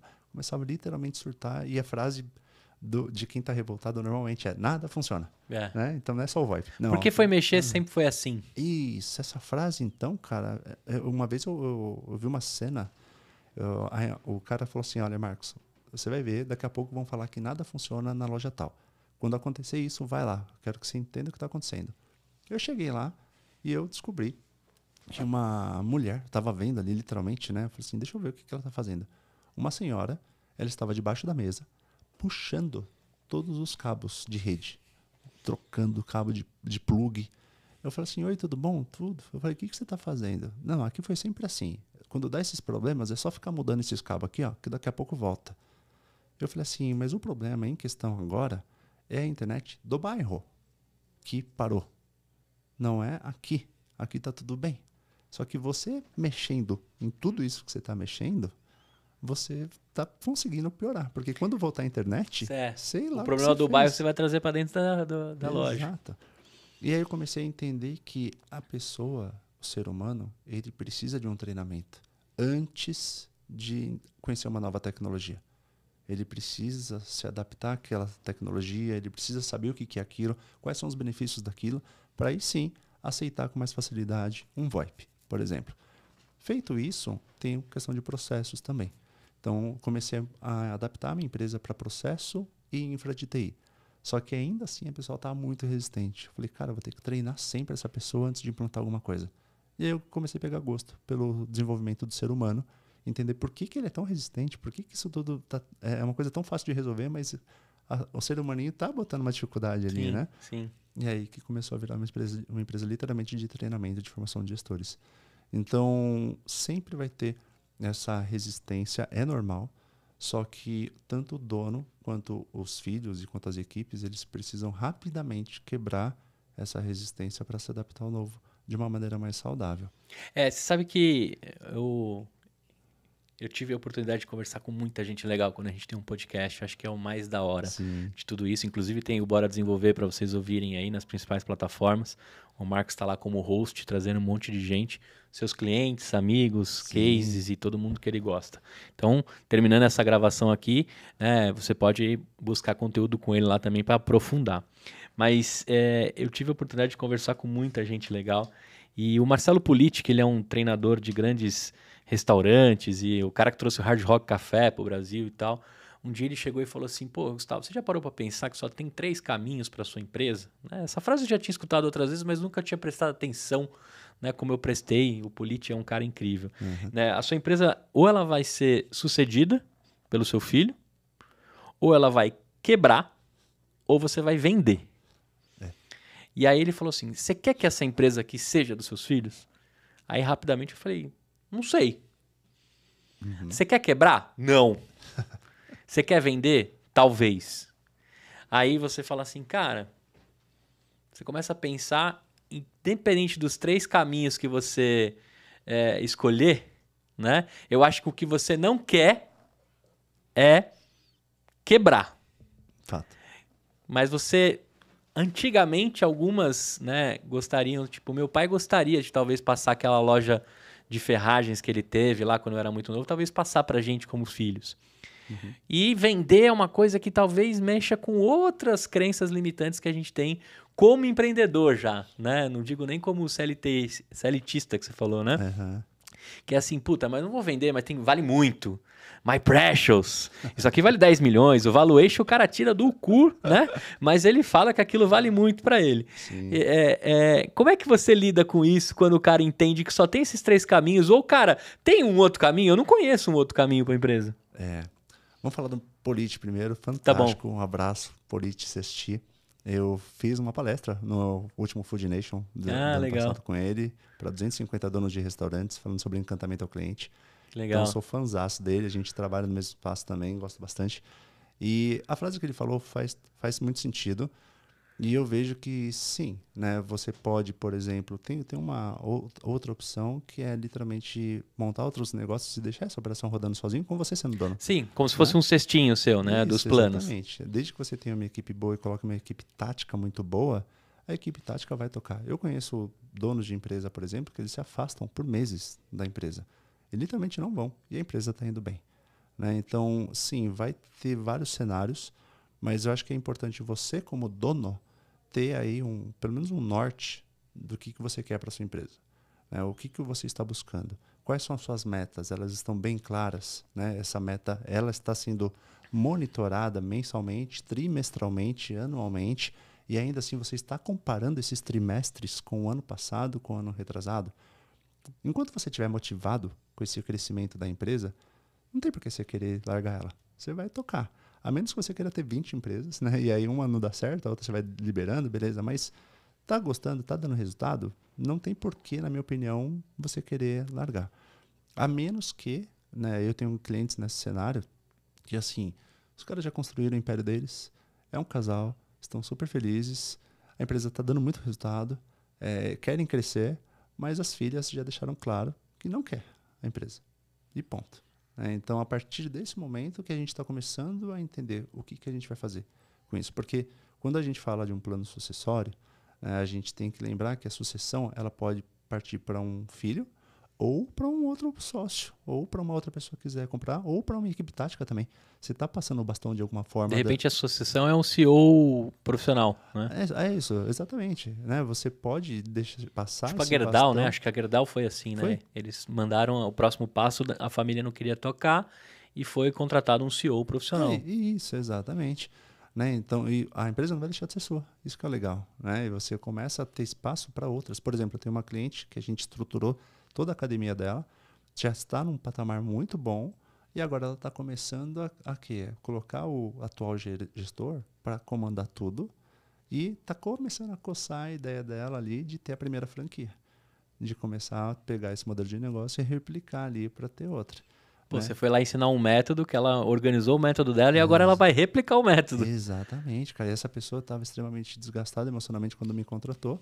Eu falei, vamos fazer um trabalho sério aqui? Você topa ficar comigo? Cara, ela tá comigo semanalmente. Ela não larga. entendeu? E quando ela não pode, ela bota um líder ali para fazer uma mentoria comigo, entendeu? E dá certo. Então, por quê? Porque eles também executam, colocam em prática, tem um monte de desafio, mas você falando de números, você vê que está ficando cada vez mais saudável. Então, é importante o dono ele ter essa consciência do que ele quer, primeiro, né? Eu não quero mais essa empresa?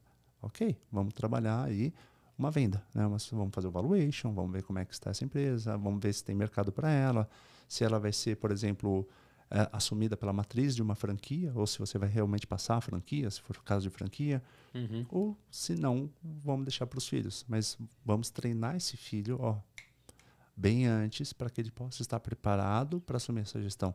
Eu conheço uma empresa do mercado imobiliário de luxo que tem ali 2 filhos, e os caras, desde 20 e poucos anos, os filhos, já tem 2 psicólogos, já tem mentores, já estudou fora, ou seja, estão preparando essa pessoa para assumir cada vez mais, de uma maneira cada vez mais assertiva também. Você pega um pai mais autoritário, o filho já não é mais não é autoritário, tem visões diferentes, entendeu? E tudo tende a fluir muito bem. Tem outras empresas que o pai até quer passar para os filhos, mas não larga o osso. E aí tá lá com 70 e poucos anos e querendo abraçar ainda muito centralizador e quer, mas não quer, né? Então também não faz a passagem. A gente tem um caso muito legal que é a Magazine Luiza, né? O Fred Trajano e a Luiza, né? A Luiza, acho que agora ela é a conselheira, né? Presidente do conselho. E o Fred toca o barco lá, um cara com veia de inovação absurda, né? Isso. O que eu vejo que é um grande desafio para esses empresários é achar essa pessoa.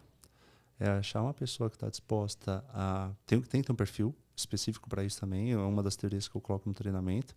É um perfil que é um cara que vai ter que vestir a camisa mesmo, ele não vai querer ter tantas opções paralelas, apesar de é importante ter, mas ele sabe que aquele é o carro-chefe dele, ele sabe que ele é o responsável, ele tem que ser muito proativo, não vai ficar esperando o dono dar as orientações, porque é ele que vai ter que criar essas orientações. Então é uma excelente opção, mas a gente sabe que é uma pessoa cada vez mais rara no mercado, né? E a gente tem que achar uma pessoa que realmente esteja disposta e ganhando bem, por sinal, porque ela tem que ter a recompensa dela, né, para fazer essa empresa crescer. A gente trabalha por dinheiro, cara. Acho que não tem como ficar romantizando a parada. A pessoa está trabalhando aí para você por dinheiro. É uma troca. Me dá o seu tempo e eu te dou dinheiro, né?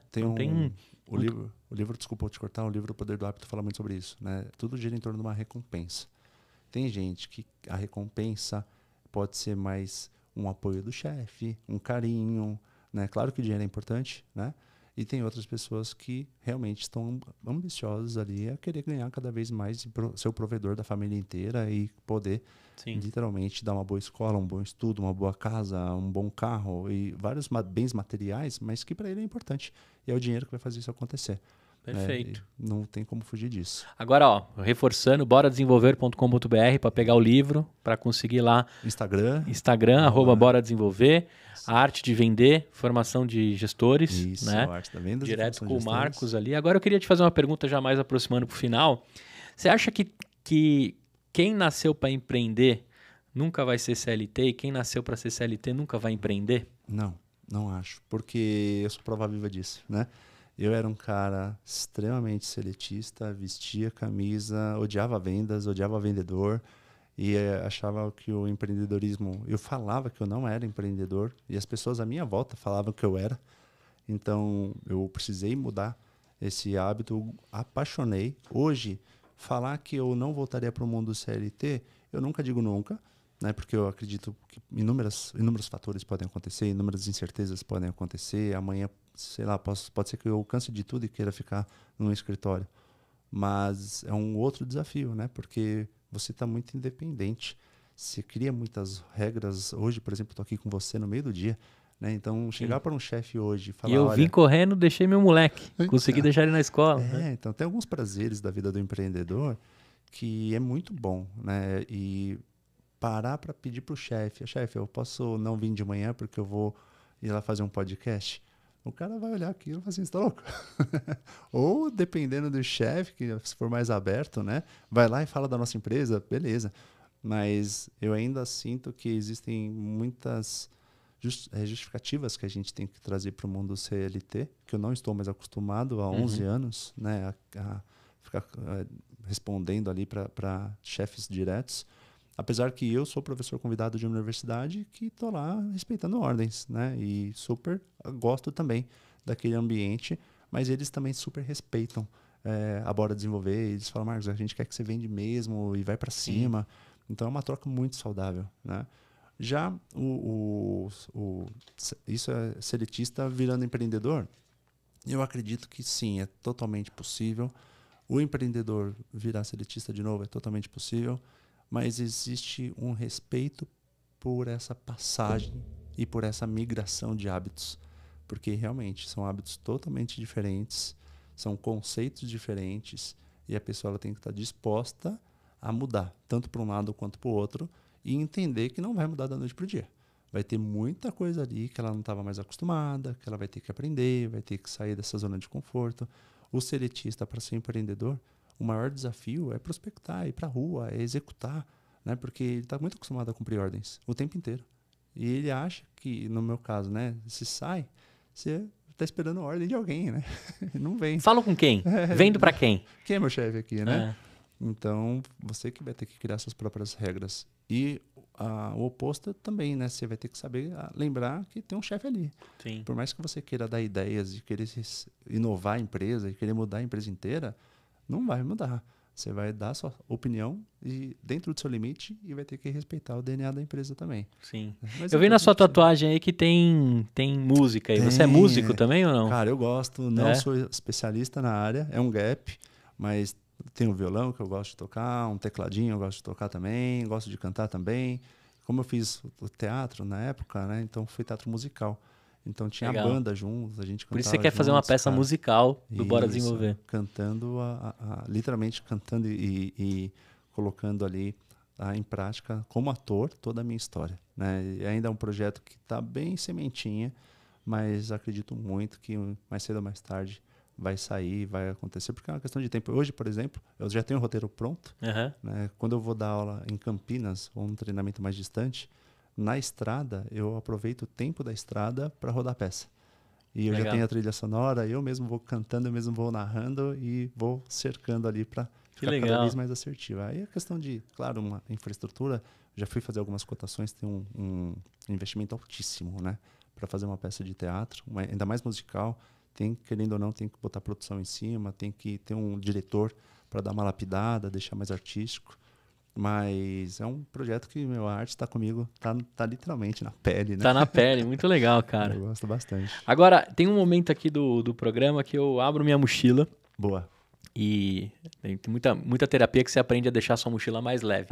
A minha fica mais pesada, mais de conhecimento, de todo mundo que já passou nesses mais de 1000 episódios gravados de podcast. Eu sempre tiro alguma coisinha de alguém e carrego comigo. Se eu abrisse minha mochila aqui e falar assim, Marcos, joga lá, além do seu livro, né? Joga lá para mim alguma coisa dentro dessa mochila que seria uma dica sua aí. Pode ser o que você quiser, o que vier na sua cabeça. Legal, legal. Eu acho que a principal dica para essa mochila é você poder abrir o seu coração para coisas novas. É poder investir, não ter medo de investir. Né? E às vezes o investimento a gente sabe que pode ser mais caro, mas qual é o retorno desse investimento? E qual que é o preço de eu não ter esse conhecimento? Né? E quando você está aberto a conhecer mais coisas, seja no mundo profissional ou do lado pessoal também, né? Por exemplo, eu invisto em lado pessoal e lado profissional. Então, profissional, investi num curso pesadíssimo de marketing, estou aprendendo uma dificuldade gigantesca para entrar na minha cabeça, né? Todas as questões, detalhes de tráfego, etc. E, para o lado pessoal, investi num curso ali de arraiz, né? Amador, que é o piloto de jet ski, piloto de lancha. Então, a gente tem que saber fazer esses investimentos e sempre pensar no ROI, né? O retorno desse investimento. Eu não vou fazer um investimento à toa, né? Então, eu quero o retorno desse investimento, tanto para o lado pessoal quanto para o lado profissional. A partir do momento que você começa a pensar de uma maneira mais estratégica, você vai começar a perceber que cada investimento que você faz é barato. Por quê? Porque o retorno desse investimento é muito maior, muito maior. E aí você começa, claro, como executor, colocar em prática, porque eu falo para os meus alunos da pós. Eu falo, cara, você está aqui há 1 ano e meio, você está investindo 30 mil, 25 mil numa pós-graduação. Quem daqui já teve um retorno sobre investimento? Entendeu? E eu, no primeiro dia de aula, eu mando todo mundo embora. Literalmente, uma carta assinada. Eu falo, simulação. Todo mundo foi embora, recebeu uma rescisão de 50 mil. O que vocês fazem? A galera trava. Por quê? Nunca tinha parado para pensar nisso. Então, às vezes, você está lá fazendo um investimento, né? Só que você não está pensando no retorno desse investimento. Ah, eu vou ser promovido. Eu falei, tá, você vai ser promovido e ganhar R$500 nessa promoção. Você vai esperar 70 meses para ter o retorno desse investimento? Eu dou uns chacoalhos. Os meus treinamentos são muito reflexivos e uma reflexão individual. Eu sempre falo, o que você está fazendo? E qual que é o retorno que você está tendo? E mesmo assim, né, como dica também, entenda que não vai vir da água da noite para o dia.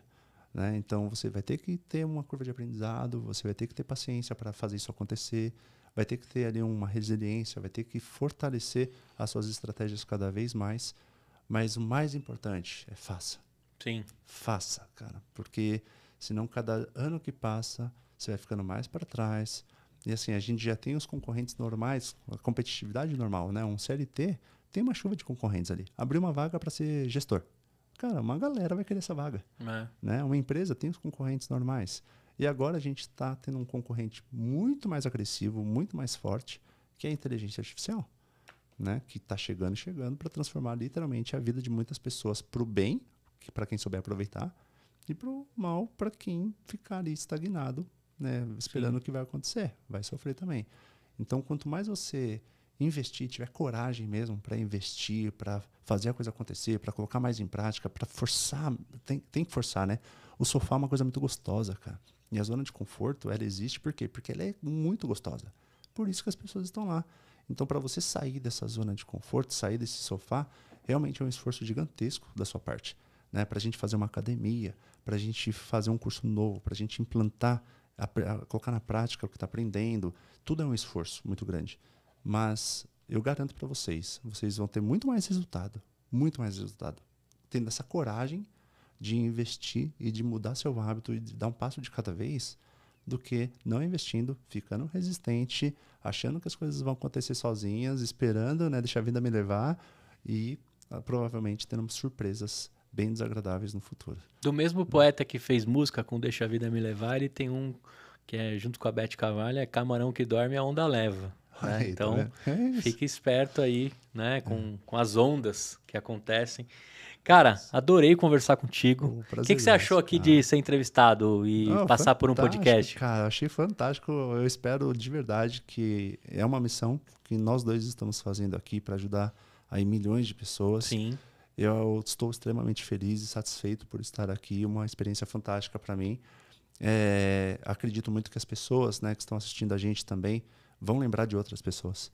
Né? Então, se puder olhar, curtir e compartilhar, né, sem egoísmo, né, e literalmente fazendo parte dessa missão nossa de poder ajudar o próximo da melhor maneira possível, cara, imagina a quantidade de gente que pode ser ajudada. Né? E ó, falando em ajudar, você que ouviu esse podcast até aqui, esse trechinho não vai poder virar corte, tá, editor? Porque ele é um desafio. Você que escutou até aqui, se você me mandar um direct, eu tenho 6 unidades de livro e eu vou mandar para sua casa. O frete é por minha conta, tá? Só você mandar lá, escutei o podcast com o Marcos, adorei, quero um dos livros dele, eu vou te mandar pelo correio e depois a gente vai conversar daqui a um tempo o que esse livro fez de diferença na sua vida, tá bom? Então fica ligado aí, você que ouviu até aqui ou você que assistiu até aqui, tem a chance aí de levar esse livro maneiríssimo, O Vale do Desemprego, que está retratando aqui os últimos 11 anos, né, os últimos 10, né? Você fez em 2020, então... Isso, na verdade é uma história de 20 anos, de 20 anos, né? Eu conto no livro a minha passagem dos 11 anos CLT, virada de passagem para o mundo do empreendedor, né? E vocês que me acompanham aí pelo Instagram, principalmente, né, vai acompanhando depois desses 11 anos tudo o que está acontecendo. Então, hoje, 8 anos aí de mercado, ajudando várias empresas, dando treinamento, sempre lapidando, sempre melhorando. Então, é uma inspiração, eu espero que seja uma inspiração para que vocês possam também entender que dá certo. Né? Existem métodos para isso.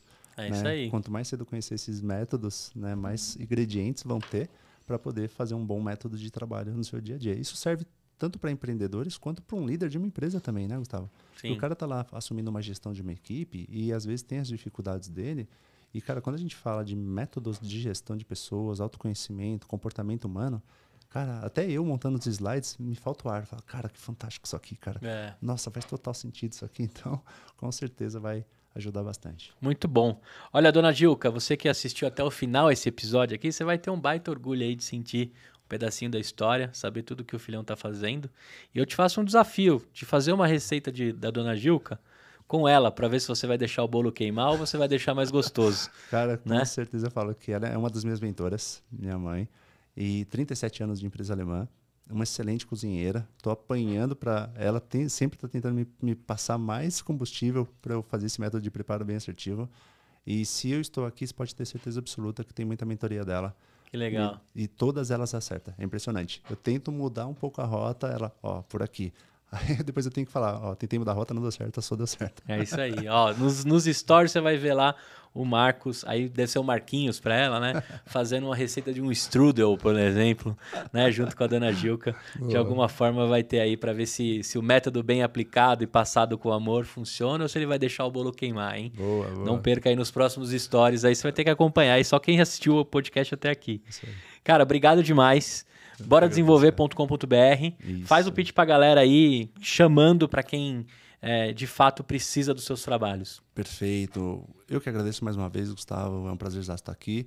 E para você que está assistindo, eu faço algumas perguntinhas bem básicas, né? Então vamos lá. Se você hoje souber o que é um roleplay, se você hoje souber o que é um cross-sell, se você hoje souber o que tem por detrás do mundo da venda e está vendendo bem, excelente. Se você entender que está faltando algum tipo de conhecimento, vem para cá, vamos conhecer essas estratégias B2B, B2C, o que é inbound, outbound, tem várias opções para você trabalhar bem bacana para escalar e principalmente treinar a sua equipe para vender de uma maneira assertiva. E quando a gente fala de uma boa gestão, se você tiver um bom conhecimento de autoconhecimento, está tranquilo também. Se você conhecer uma metodologia, né, para entender por que uma pessoa é mais lenta, por que uma pessoa é mais ágil, se você tiver acesso a metodologias tradicionais de gestão de projetos e operações, metodologias ágeis, super tranquilo. Agora, se você entende que está faltando material aí, robusto, né, sobre pesquisa nacional, pesquisa internacional, métodos de gestão tradicional e ágil, conhecimentos sobre comportamento humano também, tenho certeza absoluta que eu vou poder te ajudar bastante e espero que você consiga, com esses treinamentos, ter resultado muito rápido, que esse é o meu principal objetivo. Não compensa para mim ter cliente que não tenha resultado, né? Então, meu desejo é que você venha, aprenda e imediatamente coloque em prática para ter uma vida cada vez melhor aí na sua gestão, nas suas vendas e no seu negócio como um todo. Perfeito. E para quem ficou até o final aqui, desligando esse podcast para passar na playlist, o que tem lá dentro do Bora Desenvolver? O que você recomenda para a galera ir lá escutar agora, terminando esse podcast, e lá colar no seu? Legal. Eu fiz um podcast com a Cris Pinzan, foi aqui, inclusive. Legal. E falamos sobre marketing e vendas, a importância de conectar esses dois ambientes. Ela é uma dona de uma agência de marketing, gosto bastante do material dela também. E fiz outro podcast aqui com a Lidiane, que ela é da área também de comportamento humano e tem um material fantástico ali que dá para estudar um pouco sobre questão de comunicação não violenta, né? Como é que a gente... Será que eu estou sendo violento? Não estou percebendo que estou sendo violento? Também tem isso. Então, são dois materiais que já estão prontos, já estão lá no canal no YouTube da Bora Desenvolver e tem mais pessoas chegando para a gente poder escalar cada vez mais. Tem outros vídeos lá que eu coloco mais sozinho, né? Vídeos até mais antigos que tá rodando lá, mas a partir de agora a gente quer pegar velocidade nisso, dar uma acelerada com esse pod, porque realmente é só agregar valor, é só ensinar, é um prazer gigantesco a gente fazer isso, né? Delicioso, cara. A arte de ensinar também é algo que a gente precisa replicar, né? Tomara que nossos filhos, nossos sobrinhos, netos tenham também a possibilidade de aprender um pouco disso na escola, né? Eu acho que empreendedorismo tem que ser uma matéria diária na vida de todos, independente se você vai ou não empreender, você tem que ter uma noção do que é e de quanto isso movimenta o país, né? Esse é o principal ponto e o que eu acredito. Na mão dos políticos, muito difícil, independente do seu lado, do seu, né, esquerda, direita, centro. Cara, na mão deles ali a gente já viu que dos últimos 50 anos pouco andou, né? Mas pela mão dos empreendedores, independente também de quais lados eles acreditam, a gente sabe que o negócio anda, progride, né? E constrói aí para suas famílias. Eu espero que você tenha gostado desse episódio assim como eu gostei e eu te vejo aqui nessa temporada com mais alguém que eu vou conhecer nessa minha trajetória com os estúdios e conhecendo gente bacana aqui nas salas. Eu deixo para você até mais. Pode dar tchau pra galera aí. Tchau, galera. Até a próxima. Um grande abraço. Tchau, tchau. Tchau!